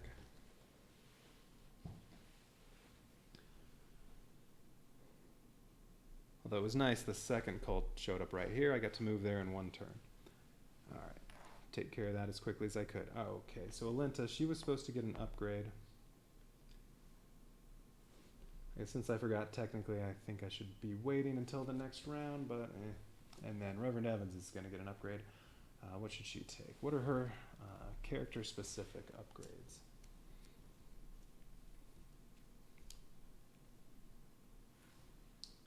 Is that... Yeah, that's her. Okay. Which I realized in resetting the game, I accidentally gave one character-specific upgrade to a different character yesterday, but oh well. It really wouldn't have mattered. Alright. Ooh, the Cleaver. Oh, I need 6 experience for this one. Ooh. Roll 2 red dice. In addition to 2 greens for a melee attack. If she rolls a botch, she deals 1 wound, then suffer 1 wound and break the card. Okay. Ooh. When it's broken, costs 2 to repair, you get a red and a white. That one would be nice, but she can't have it yet. Alright, so what does she have? Fury of the Spirits. If you have at least 3 wounds, fate rolls obtained by enemies are considered blanks. Okay, interesting. Strange Concoctions. You may suffer 1 radiation to heal 2 wounds. Can't be used in combat.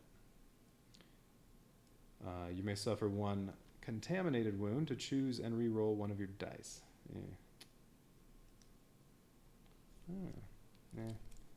Taking radiation to heal wounds? Probably not. Adamant and Brave. Oh, we need 6 for this as well. No game effect can force you to lose dice. Okay. Can't have that yet, though. Wisdom of the Land. You gain 1 exploration. When performing the camp action, you heal 1 additional wound for each med you spend. Don't think so. Blessed Staff. Break this card before making any test, except in combat, to obtain 1 additional success in this test. Okay. A free success in anything. When it's broken, and it costs 2 to repair, return this card to your upgrade deck before making any test, except in combat, to automatically pass the test. Or she can take one of the generic ones. I'm going to take the Blessed Staff, and then 1 more experience point, she can get a Cleaver. That's a nice looking weapon. Alright, Blessed Staff. So this is just going to go in her gear. Goes with the ATV.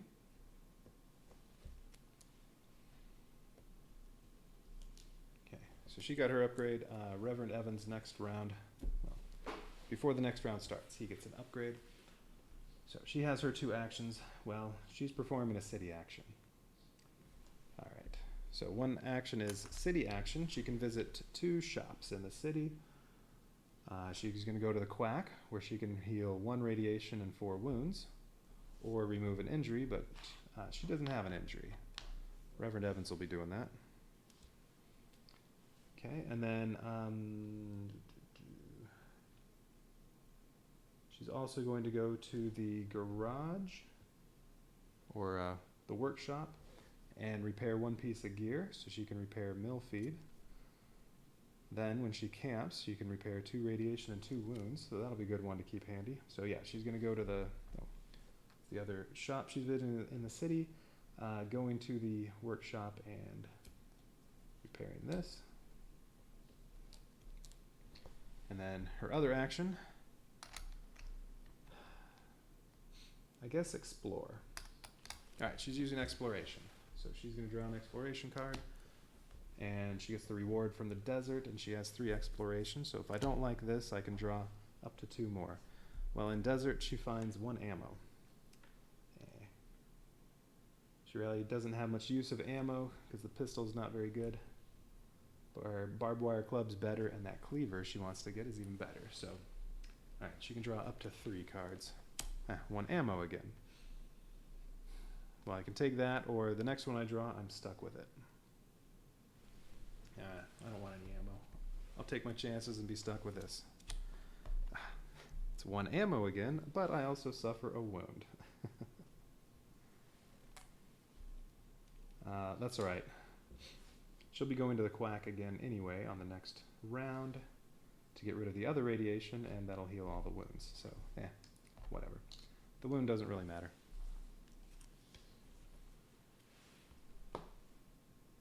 Okay, so that was both of her actions. So that's it for the round. So let's see. No active cults, so the corruption meter does not go up at all. But we get a new cult. Because as it says, in rounds 2, 4, 6, 8, and 10, after resolving the cult influence rule, which would have advanced this if there were any active cults, draw from the city stack and see what new city gets more followers of Alice Offsprings. That's fortunate. It's not way over there. New followers of the Scarlet Prince cult. Okay. Shamans. Base health is 4. Since I'm playing with 2 knights, in this scenario they get 8 health. Oh, if they're in the scrub, they get ambushed. This is in the scrub, so they will always ambush and attack before you get to do anything. I don't like that part. But they can both head for this, because I think all I have to do to finish off the scenario is take that out. Let's see, because it says...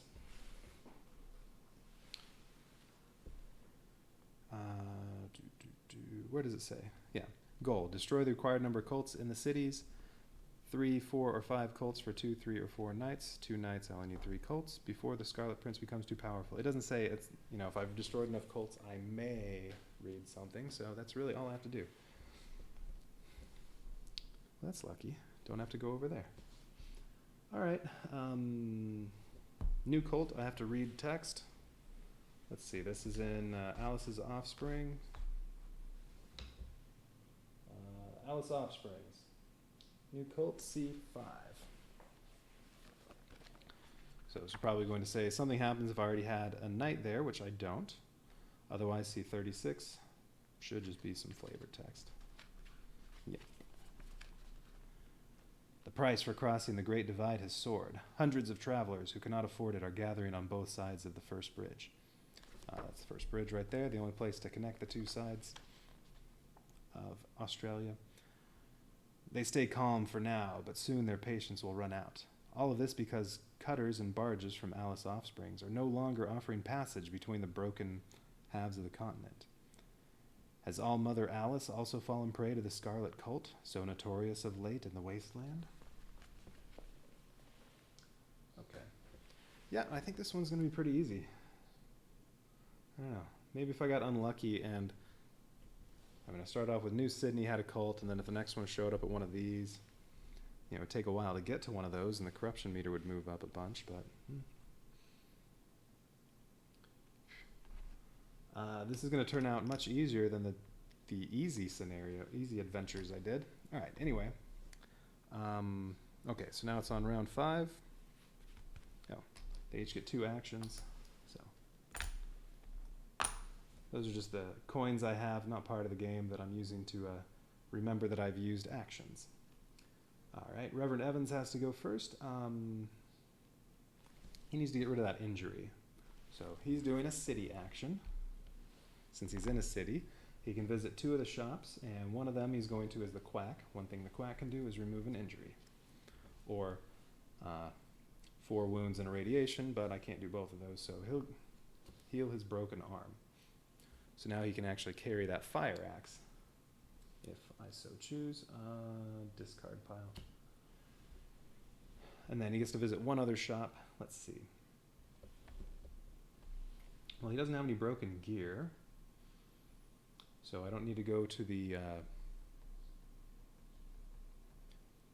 workshop and repair any gear.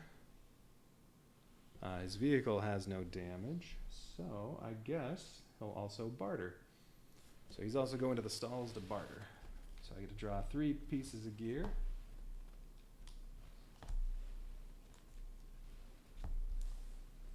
And this is the offer in the stalls. Their values down here. This is the assault armor's worth 3, kangaroo paw 2, and machine pistol 2. Okay. I can trade any gear I want. They all have value, like my fire axe is worth 3, the knife is worth 2. Well, I definitely don't need my other knife. I don't need the knife and this one. Wait, did I just flip that over? Was it broken? Doesn't matter, because I'll be trading this in. So that's worth 1.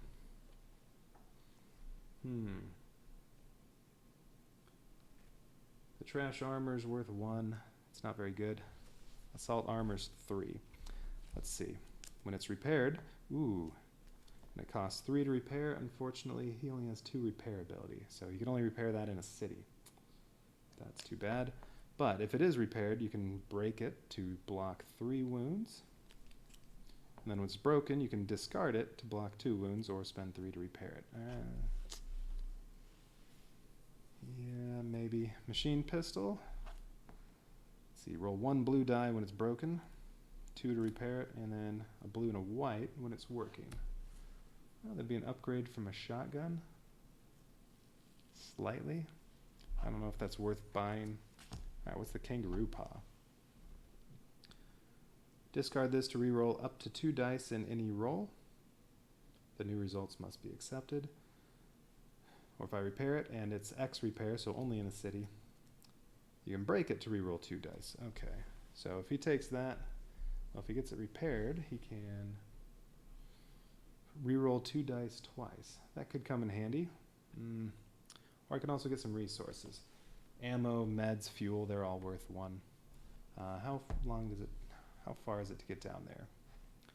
Let's see, if I want to avoid danger, it's 2, 4, 5, 6, 7.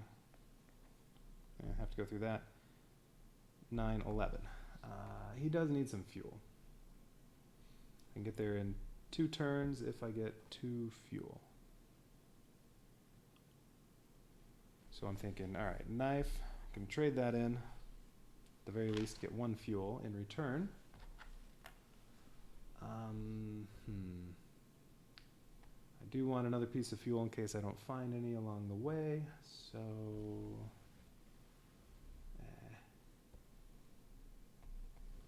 kind of want to keep all 3 of those weapons. Definitely the trash armor. So I'm not going to get any of these. I'm going to trade in the knife for 1 fuel, and then one of the ammo. So I only have 1 shot with a shotgun for now. That's okay. Alright, so that's for another fuel. Oh, so the 2 fuel go in the off-road that he has over here. Alright, so not getting any of those. They can be discarded. Knife also discarded. Okay. Alright, that was his first action, and then he wants to start heading down toward Alice Offsprings. Alright, let's see. Off-road has 4 movement, or he can spend 1 fuel to get 2 extra movement. Yeah, so 2, 4, he can only get to there, or if he spends 1 fuel, scrub and mountain cost 2 to go through. Desert 1, highway 0. Which this one's hard to tell, but it has some highway on it. I assume it's highway. Alright, how about he spends 1 fuel now to move 6, and that'll bring him to here.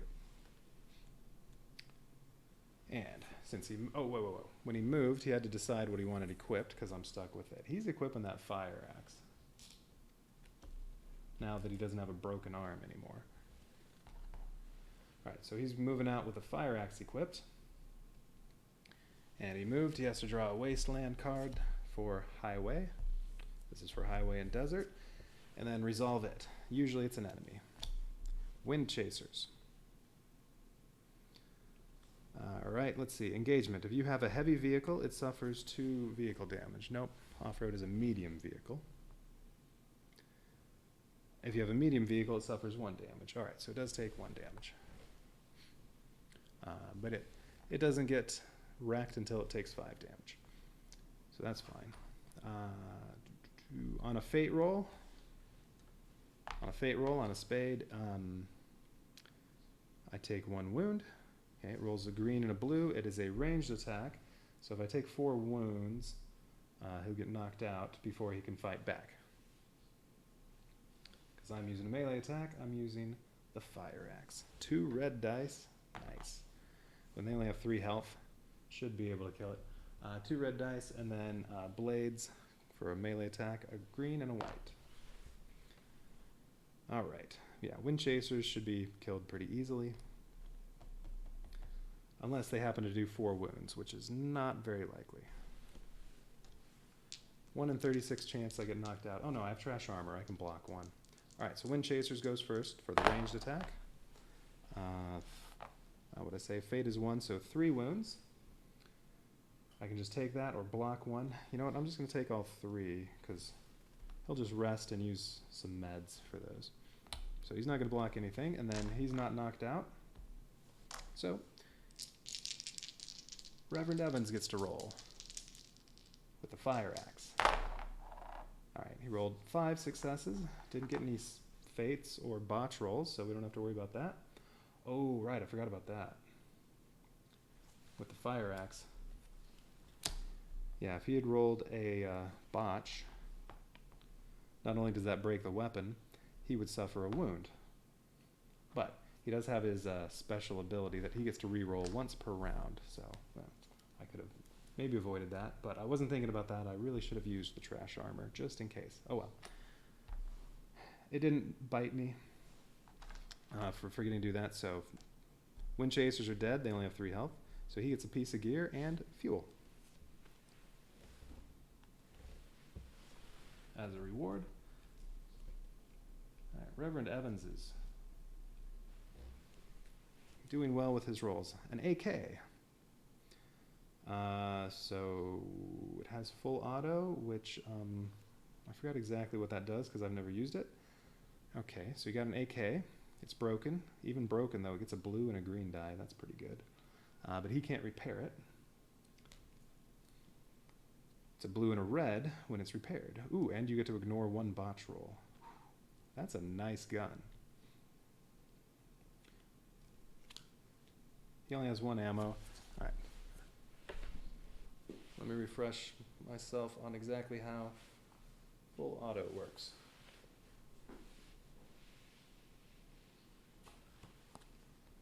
Let's see. Remember where that was. Oh, I completely forgot he was supposed to get an upgrade.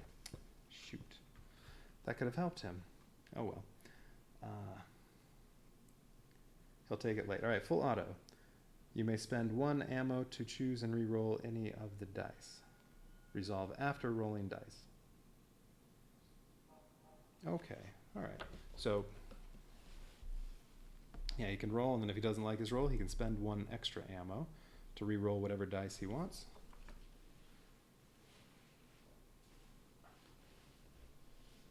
Yeah, that is a nice gun.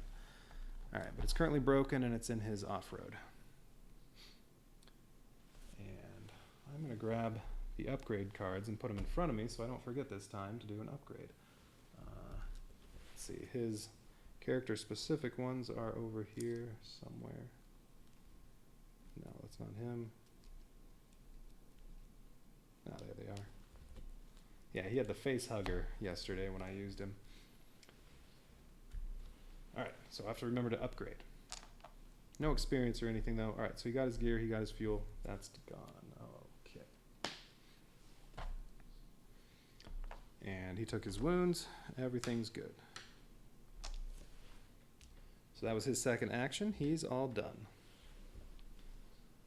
Then there's Alinta. So what's she doing? Yeah, she wants to... So new round. She wants to do the city action again. Because she's going to go to the quack 1 more time to heal 4 wounds. Contaminated wound takes 1 heal to turn over and then 1 to take away. So that takes 4 total to get rid of all 3 of those, which is fine. And 1 radiation. All right. So she did that at the quack, and then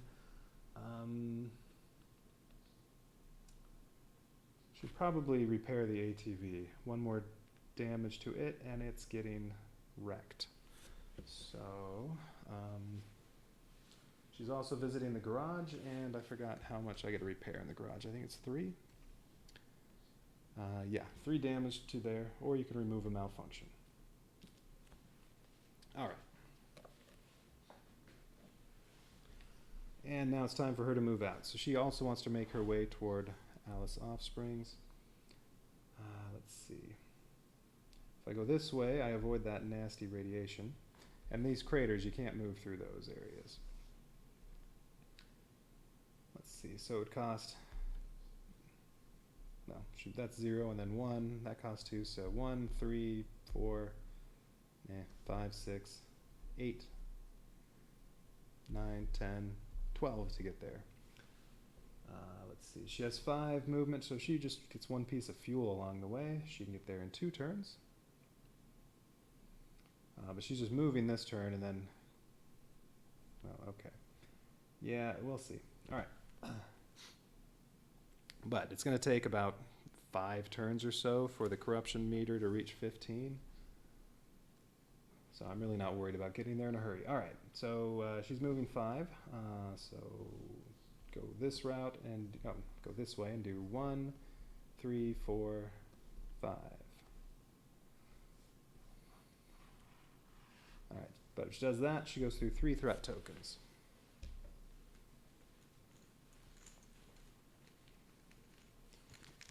So draw 3 of the threat tokens. And then since she moved, she has to draw a wasteland card for desert or highway. Yeah, the other one's for scrub and mountains. And resolve it. If it's an enemy, I use the red side. If it's not an enemy, and it's probably an enemy, if it's not an enemy, the yellow side.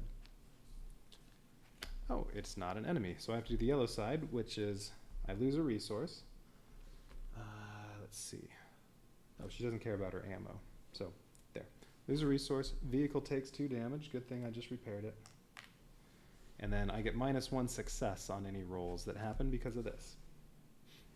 So, keep that one out.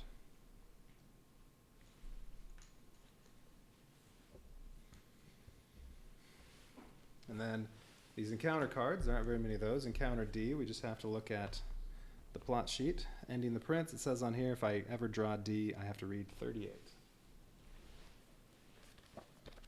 Okay, so spreading corruption, number 38.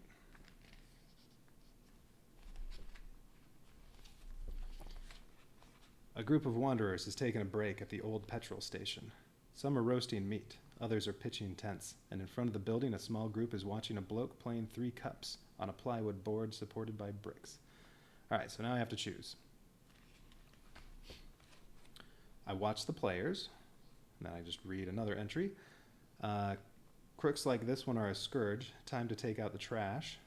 So read entry 53. That's kind of mean. Or, if I have at least 3 experience, piece of cake, you'll beat the gambler easily. But I can only choose that one if I have a 3 experience. Well, she has 5, so I can do that. I don't know. Since that one requires some condition to be met for you to be able to use it, let's do that one. All right. Piece of cake. I'll beat the gambler easily.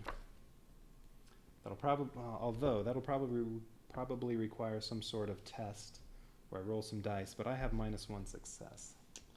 I do, though, have my blessed staff, which I can break before any test to obtain 1 additional success. So, I don't know, we'll see. Yeah, I'm going to piece of cake. You'll beat the gambler easily. So go to 79.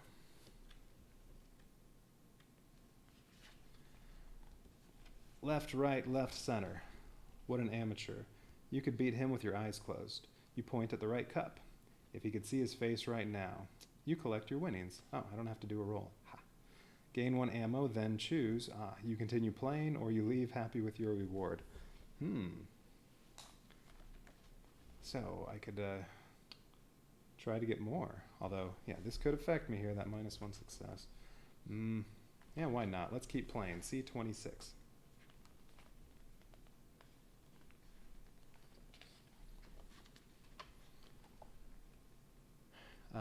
He seems to know that you're not just another dipstick whom he can play like a fiddle. Left, right, center, left, right. His hands zigzag 2 times faster than before, but still too slow. You choose the center one, but before you can see if you were right, someone pulls a belt over your neck. Test blades 3. That means I have to roll my blades dice. She gets 2 green for blades, and I need 3 successes, although I get 1 fewer, so really I need 4 successes. Chance of that is only 1 out of 36 to get 4 successes. I could break the blessed staff, though. That'll basically cancel that out, and then I only need 3 successes. Better chance of that. Let's see, so then I'll have a 1 in 12 chance. Or,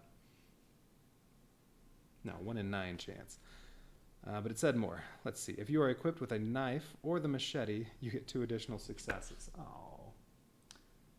Nope. Barbed wire club and pistol. Knife and machete would make that very easy. All right, and then if I succeed, something happens. If I fail, something happens. All right, well, let's see. So I only have a 1 in 36 chance, or if I break my blessed staff, it's 1 in 9. Still not good odds, but why not? Let's go for it.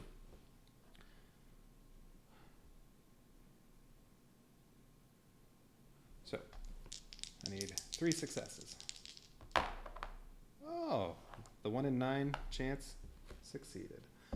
All right. Okay.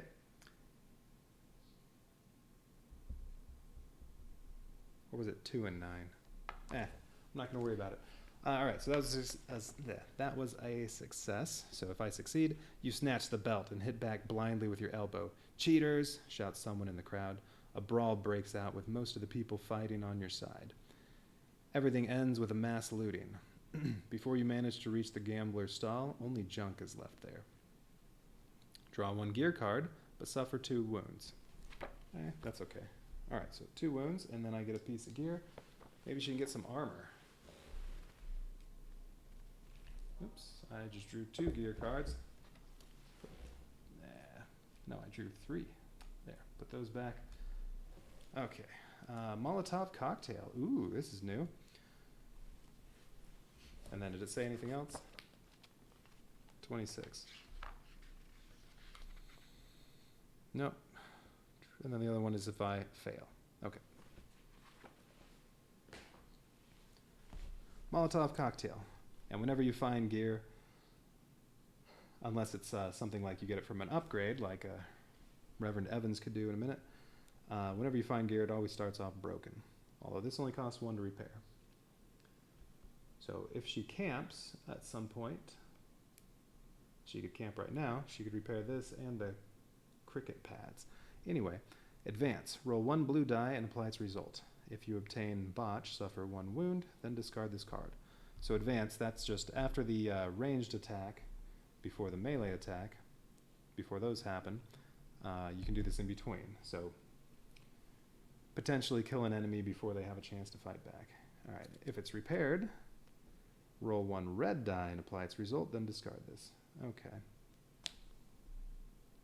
All right. Well, she can hold 4 pieces of gear in her ATV, and she only has 2 right now, so may as well put that in there.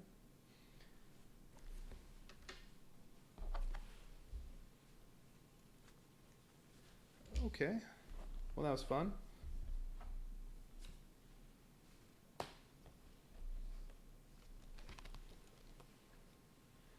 All right, that was just her first action. And she doesn't have any fuel. And right, it's still what, 6 to get there? 1, 2, 3, 4, 5, 7 to get there. All right, she moves 5. So I guess I'll explore with her other action. Wait. No. Didn't she start off with a city action?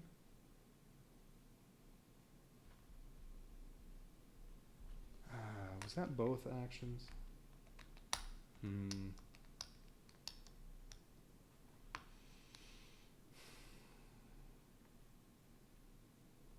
Yeah, I think she did city action, healed more wounds and radiation, took off 3 damage from the ATV, and that was her first action, and then her other action was move. I'm pretty sure that's both of hers. So I think she's done.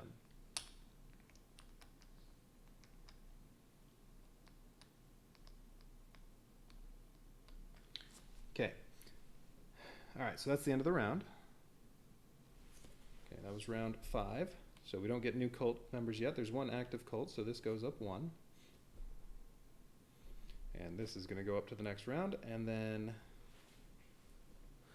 So I guess the timer doesn't matter. If you get to 10 and you keep going, you just flip it over to plus 10, and round 11, and so on. Because all that matters is this can't get to 15. It's only at 4.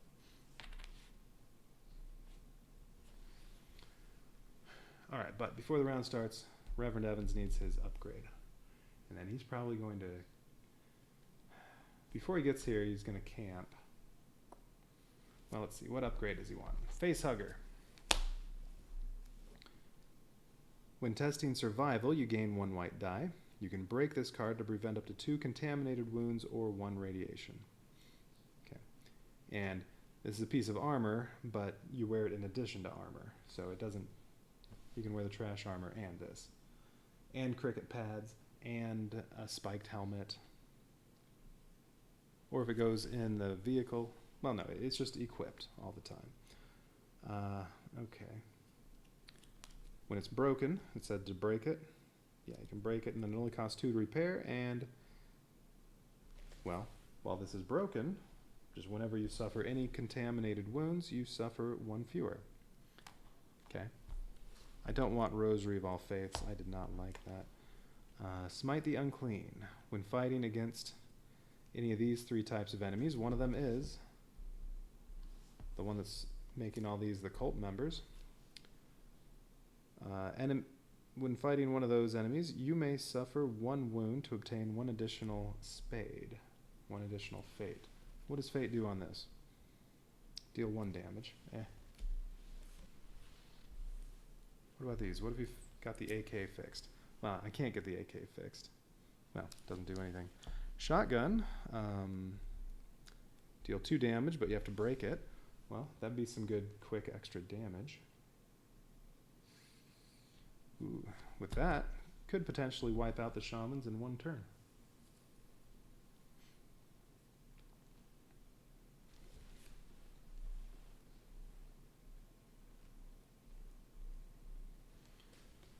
Although, I want to use that fire axe again. I like that thing. Okay, so Smite the Unclean. What else do we have? Blessed Hands. When performing any camp action, you can test aid. He gets a white and a green for aid. Yeah, 1 chosen knight on your space heals 1 wound for each success. No. So possibly Smite the Unclean. The chosen one, you get 1 extra health and 1 extra resilience, so you can take 1 more wound and 1 more radiation. I don't want that. Bringer of Hope, you get 1 extra exploration and 1 extra repair. Oh, if he took this, he could repair the AK. Although he only has 1 ammo.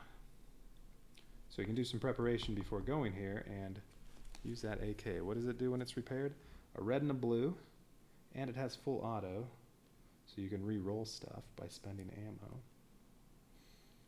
And it ignores 1 botch. You'd have a white, a green, a blue, and a red rolling this.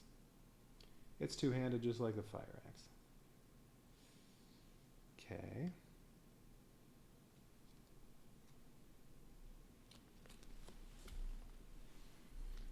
But he already has the fire axe. I don't know if I really need to repair the AK. Alright, what else? No, chosen one. I already saw that one. Alright, so I don't want those. So Smite the Unclean or one of the generic ones that anybody can get. Gunslinger, no. Eagle-Eyed. I usually like Eagle-Eyed, but I don't think so. Smooth-Tongued, no. Controlled Fury. When attacking barehanded or with a melee weapon, you may flip this card to deal 1 additional damage. So that's just a free damage, because he'll be attacking with a fire axe. Yeah, maybe that one. Focused.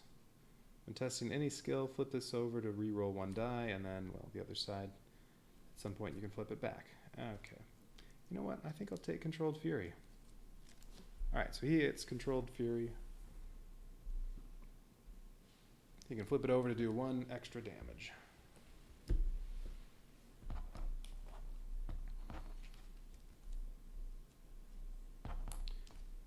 Although, I mean, Smite the Unclean,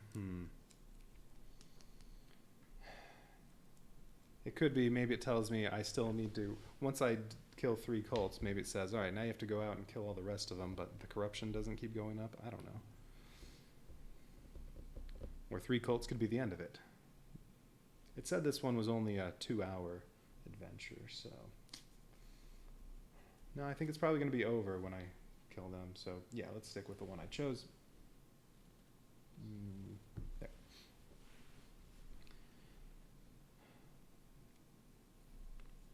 Alright, so now, round 6. So, Mr. Reverend Evans has to go first. He's first player. So what is it to get here? 1, 2, 3, 5. So he can get there in one move. However, he has 6 wounds right now. One more and he gets knocked unconscious. And he'll probably get knocked unconscious in getting here. So I think he's going to camp. So he'll spend 2 meds to heal all 6 of these wounds he has. And then he has 2 repair he can use.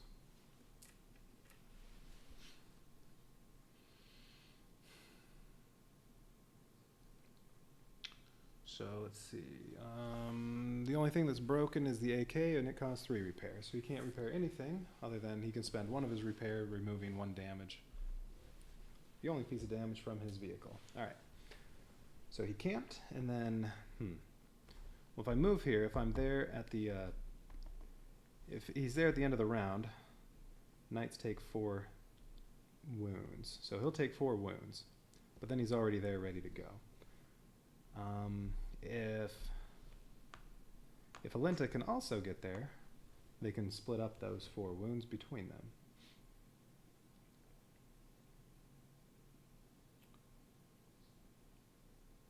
She needs to find some fuel, though. She's going to explore and then try to move there, if she can find fuel.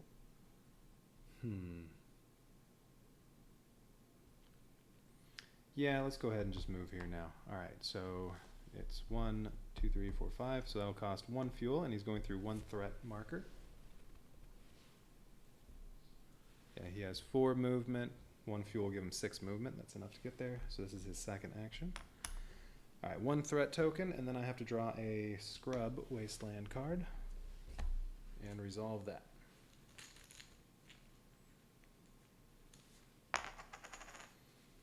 All right, if it's an enemy, they get a free fate. It is not an enemy. Wow. I'm getting lots of non-enemy cards. All right, so I get -1 as success.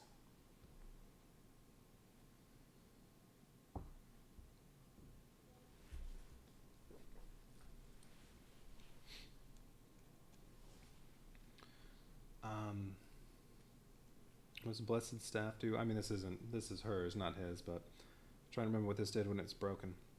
Return this to the upgrade deck to automatically pass a test before making the test. So if there's a test you know you're not going to succeed, she could just return that and get an automatic success. So, all right, well, threat 1, I have to draw another threat token. Test aid, I need 2 successes. His aid is a white and a green, although really I need 3 successes because I have -1.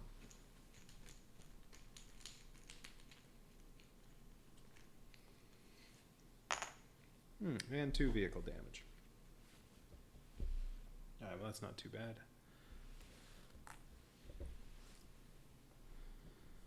Okay, so I have to test aid.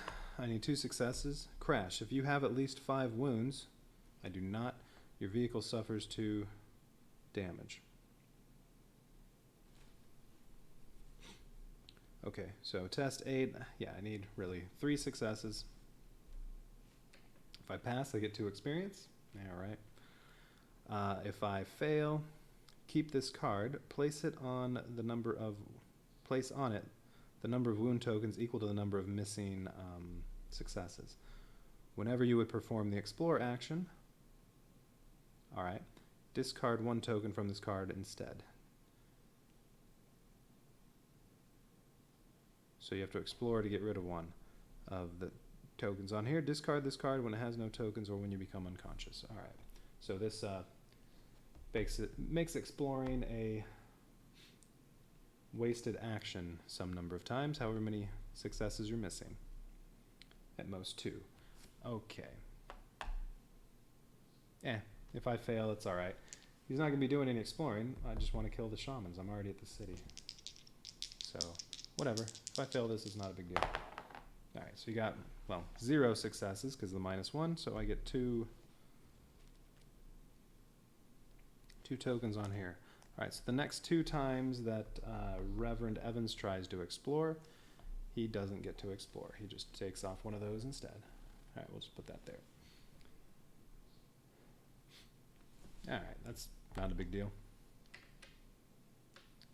And he didn't take any wounds getting here, so he'll be able to attack next round. And also maybe weaken the faith first. Hopefully she can get there too. Okay, so Alinta.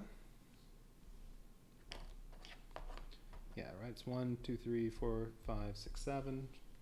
So she needs 5 plus needs 1 fuel. So she is going to explore. Fortunately, those toxic fumes don't affect her. And she has 3 explorations, so I can draw up to 3 cards, hoping to get fuel. First one. Well, there we go. Fuel, ammo, and I take a wound. I will do that. 1 ammo, and a fuel.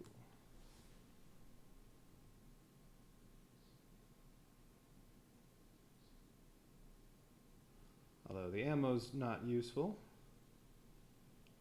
That pistol's not very good. And then she can move here right now.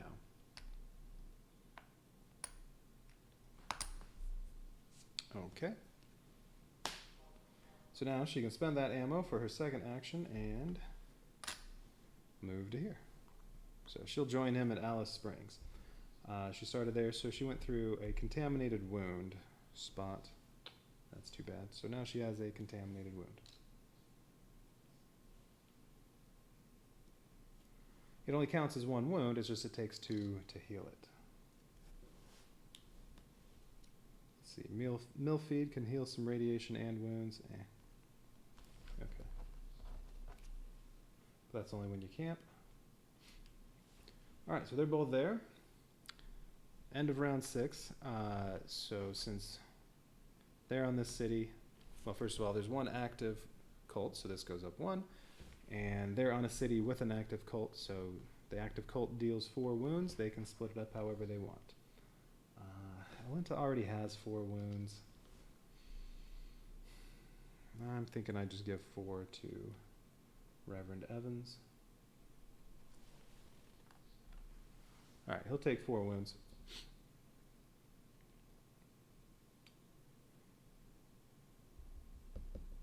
Yeah. And then even round, a new cult comes out, and then this is going to go up to 7. Alright, so what's next on the city tokens? Which one of the 3? Although I don't think it's really going to matter. It is. Pumps. Wow. The first 4 drawn were the 4 over on this side of the island.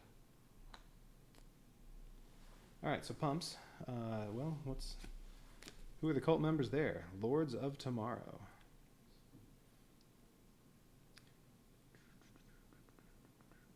Well, probably not going to have to fight them, but they're the cult that's now following the Scarlet Prince.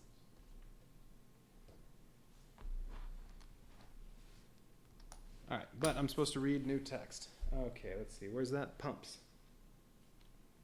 Pumps, new cult, C4. Alright, spreading corruption, number 4. If any knight is in pumps, nope. C17, otherwise C29. So it's just going to be a little, just a little text. Petrol no longer flows in pumps. This rumor is spreading around the waste like a wildfire. The powerful city with the biggest refineries, and you can't get any petrol there? On top of that, local gangs have become even bolder and more aggressive, and the oilers controlling the city don't care. Something unfathomable must have taken place there. If the situation doesn't improve quickly, remote human settlements won't be able to communicate any longer. So, yeah, right. That's fine. Okay. Yeah, too bad Alinta hasn't had 1 more experience. She could have that cleaver that I really wanted.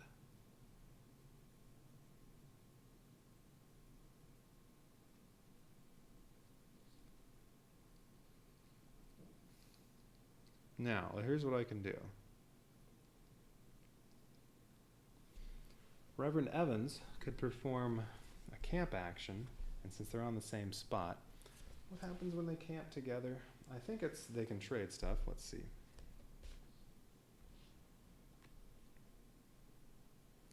It's in the rule book. I haven't had too many opportunities to camp with them together.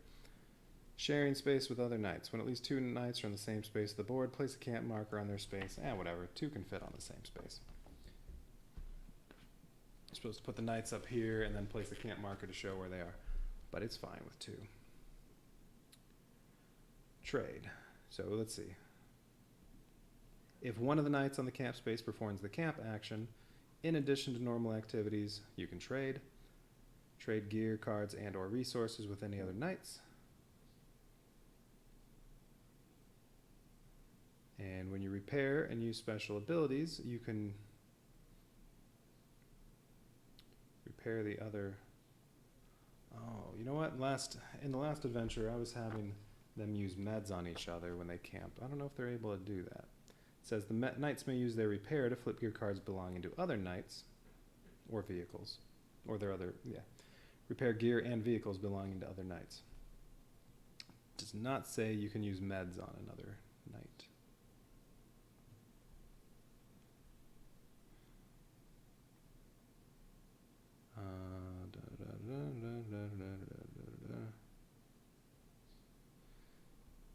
Yeah, I think I was playing that wrong. But the last adventure was the only time I've ever had knights together where they could potentially heal and repair each other.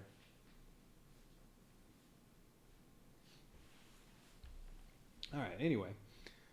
So, let's see. If Reverend Evans camps, he only has... Well, he can take these meds. He can do some trading. He could give... Let's see. We could give her the fire axe, and he can go with the AK. Unfortunately, it's not repaired. Replace a green with a red, and ignore 1 botch. It's still pretty good when it's like that. Oh, he could take her ammo, equip the AK, and give her the fire axe.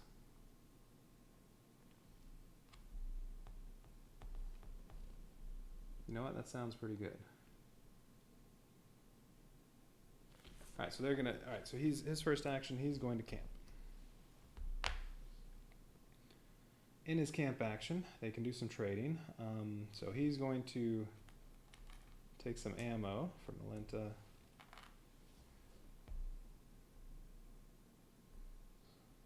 And then, he's going to give her the fire axe, and she's going to equip that and unequip these. Although that's too much equipment, so we're going to have to do something about that. And then he's going to put on the AK. Too bad it's broken.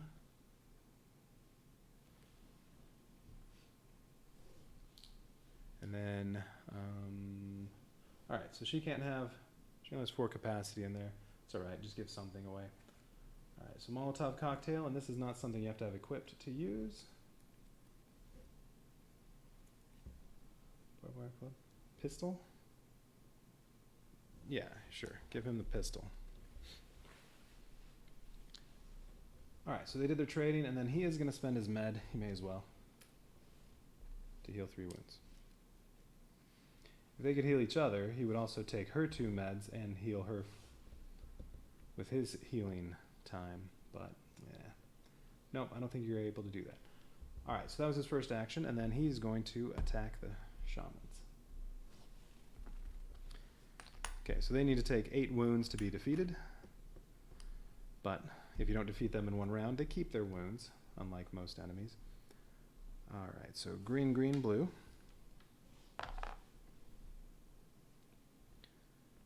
Okay, that's going to deal some damage. If they're in the mountains, they get +1 health. Oh, I guess that would add to their base, so really... Oh no, they're not in the mountains, they're in scrub. In the scrub, they get ambushed. They go before I do anything. I do have to, though, choose what weapon I want. Well, I mean, it's the AK. So I'll have to spend 1 ammo. And then it has full auto, so if... do I have to roll a... I don't have to roll a fate for that, do I?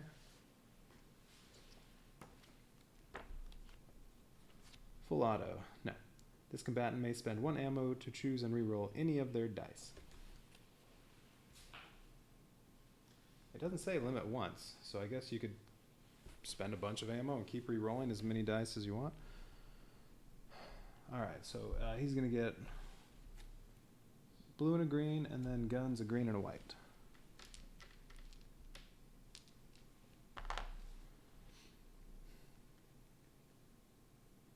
So since they are ambushing, she might need to also heal first. Because there's a good chance they'll knock her out, and she won't get to fight back. Alright, but we're on Reverend Evans. Alright, so their ambush deals 3 damage.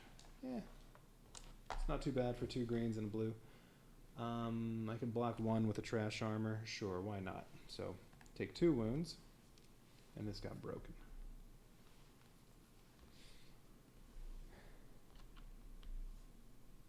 And then, alright, so he's spending his ammo for his attack with the AK. 4. Alright, so I already got 4 on there. I should get some more damage with this. This one, maybe, if I reroll. His special ability is to reroll all the dice, but I want to keep these. So he's going to use full auto on the AK, spend another ammo, so that he can choose to only reroll these 2 dice. Oh wait, I forgot about this. Oh right, this is useless now. When attacking barehanded or with a melee weapon, he had the fire axe. Oh well. So that doesn't do anything now. That's alright. Alright, so he's using full auto on these. Come on, green blanks twice in a row? Oh well. 5 wounds. Alright, so shamans are halfway dead.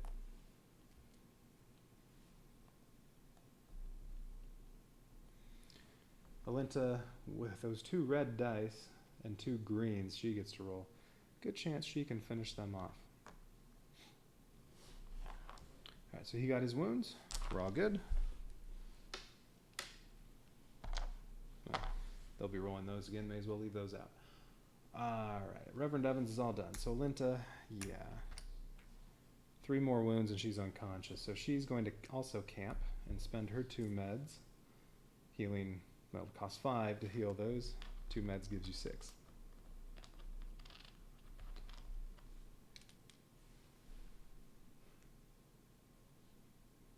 Oh, and Reverend Evans, well, he had to repair.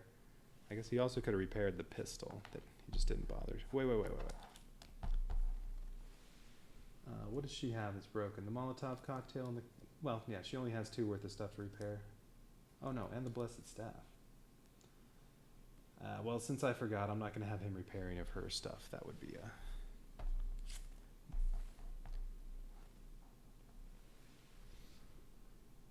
He should have also repaired something. The trash armor was not broken when he camped. So when she camps, she's doing that, and then she has to repair. I can repair the Molotov cocktail. Then what do I get? I get a red die. And that costs 2. Nope, she can also repair the cricket pads, because each one of these only costs 1, so that's 2 total. That can block 2 wounds.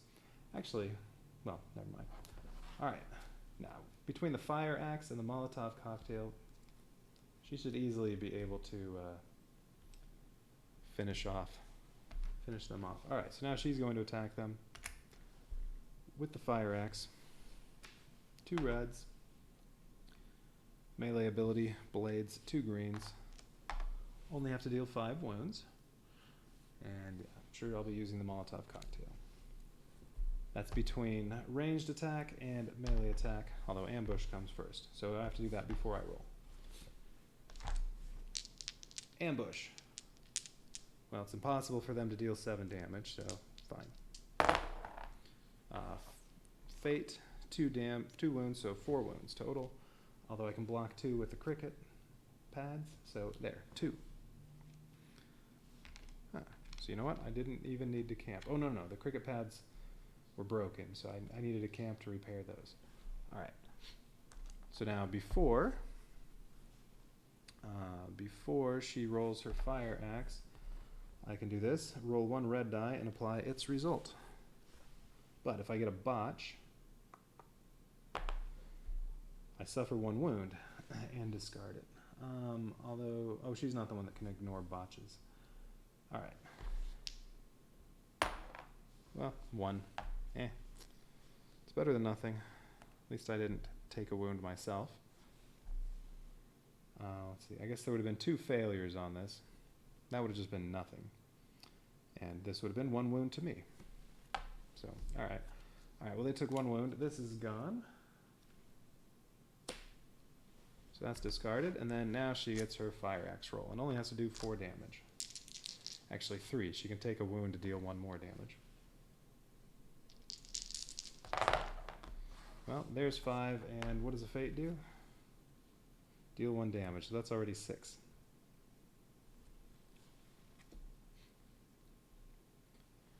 All right, so they're dead.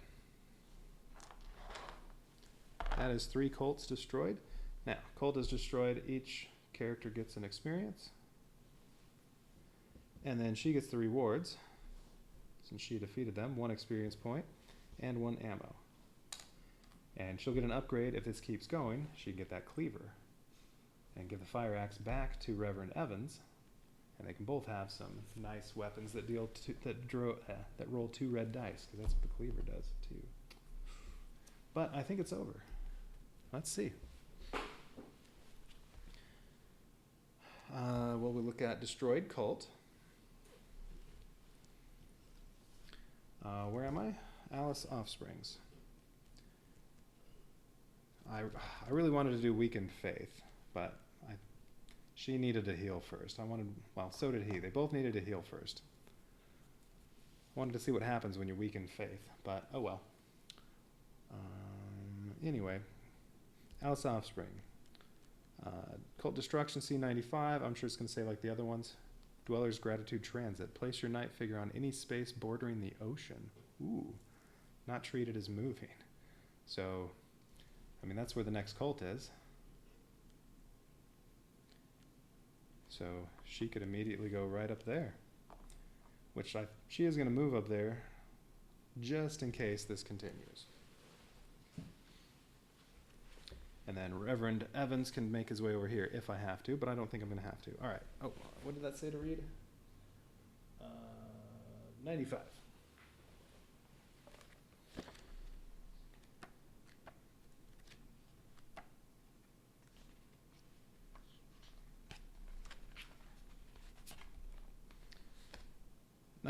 If you are unconscious, perform 1 free regain consciousness action. Nobody's unconscious. Local corsairs know something about honor. They made the cultists a sailor's funeral. The afterglow cast by their burning vessel and screams of the faithful dying in the flames will accompany you for days to come. For the moment, All-Mother Alice allows you to choose the destination of your next journey. So you may immediately use the Dweller's Gratitude, matching Alice Offsprings, which is move anywhere bordering an ocean. If you don't do this, you lose the opportunity. So, yes. She's going to go right up there. Although, she'll immediately take 4 wounds for being there, but yeah, we can handle that. All right, so she's going to move, well, to Pumps. Yeah, Pumps border the ocean. So, yeah, she's moving to Pumps. And yeah, this is, I'm going to put that over there, since that is Reverend Evans's. Oh. Although now if she gets the cleaver, she can't give the fire axe back to Reverend Evans. Oh, that's too bad. Oh well. I don't think it matters anyway, because I think it's going to be all over. Okay, so. End of round 7. There's 1 active cult, so that goes up.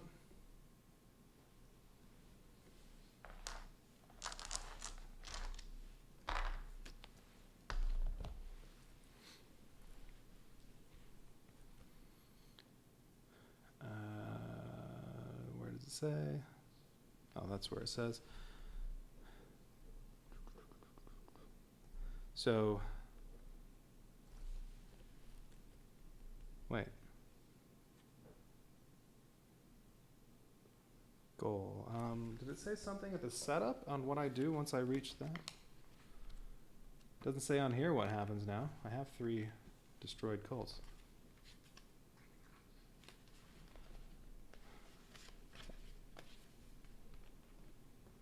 Oh, no. Okay. Um,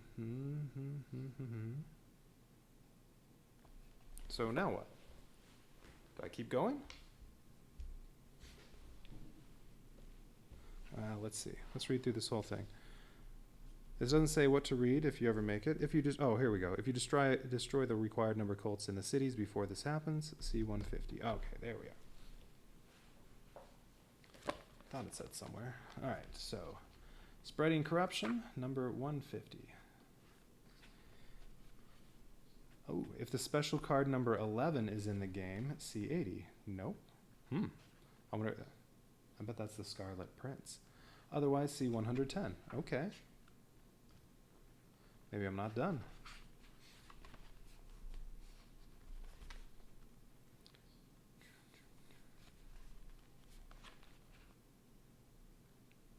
Although it seemed impossible and you lost hope many times, in the end you managed to stop the agents of the Scarlet Prince and open the eyes of many inhabitants of the waste to the machinations of the sinister organization. Oh, it sounds like I'm done.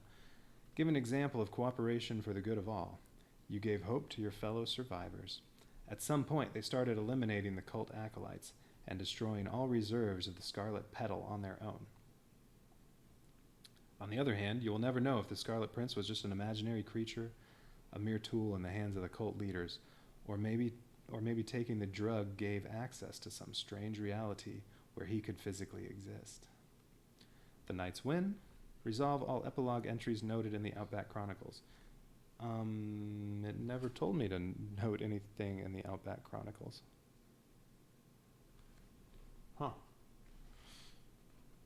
Additionally, if the special card number 12, Scarlet Petal, is in the game, C13. Nope, I don't have any special cards. If special card number 12, SP1 Gas Canister, is in the game, C52. Nope, that's it. That was short. Right, nothing ever told me to note anything in the Outback Chronicles.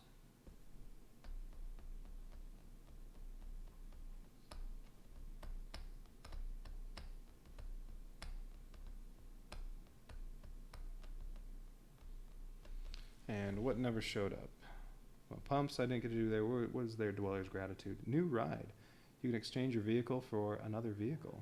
Ooh. Keep your gear, keep your fuel, and you know, well, if your vehicle was already beat up, sure. Huh. So I was missing out on all kinds of stuff. What would have made those things happen? I have no idea. Oh, maybe this weakened faith stuff. So if I'd gone to a city and done plot action weakened faith before wiping out the cult, that probably would have given more stuff to the ending. Made it a little better.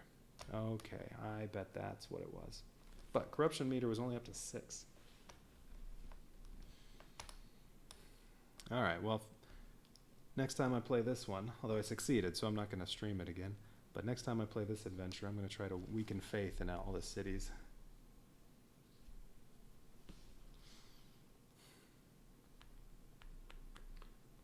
And play with 4 knights. All right, so that adventure was really quick. Yeah, only 2.5 hours. That was the closest one to how much time it said it would take that any of them has been. Although it's always slower when you're streaming. Well, I could start a new adventure, except I did start early because I was planning on ending early because I can't go to my normal time today. So I'm going to cut it short here. Although I guess I will note in the Outback Chronicles that I had a success while I listened to an ambulance. All right, what's today? 21st.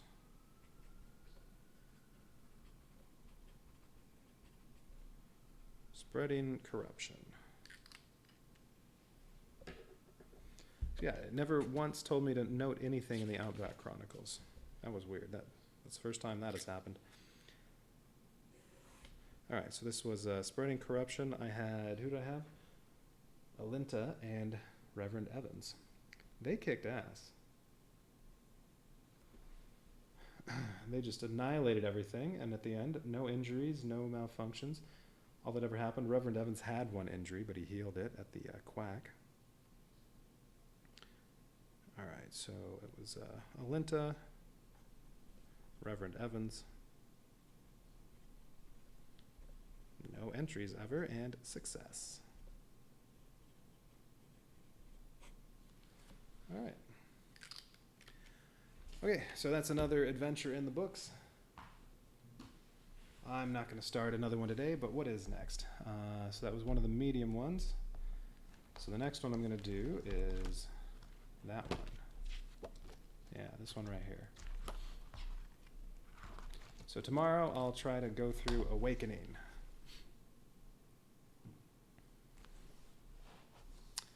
All right, so that's for tomorrow. But for now, I am out of here.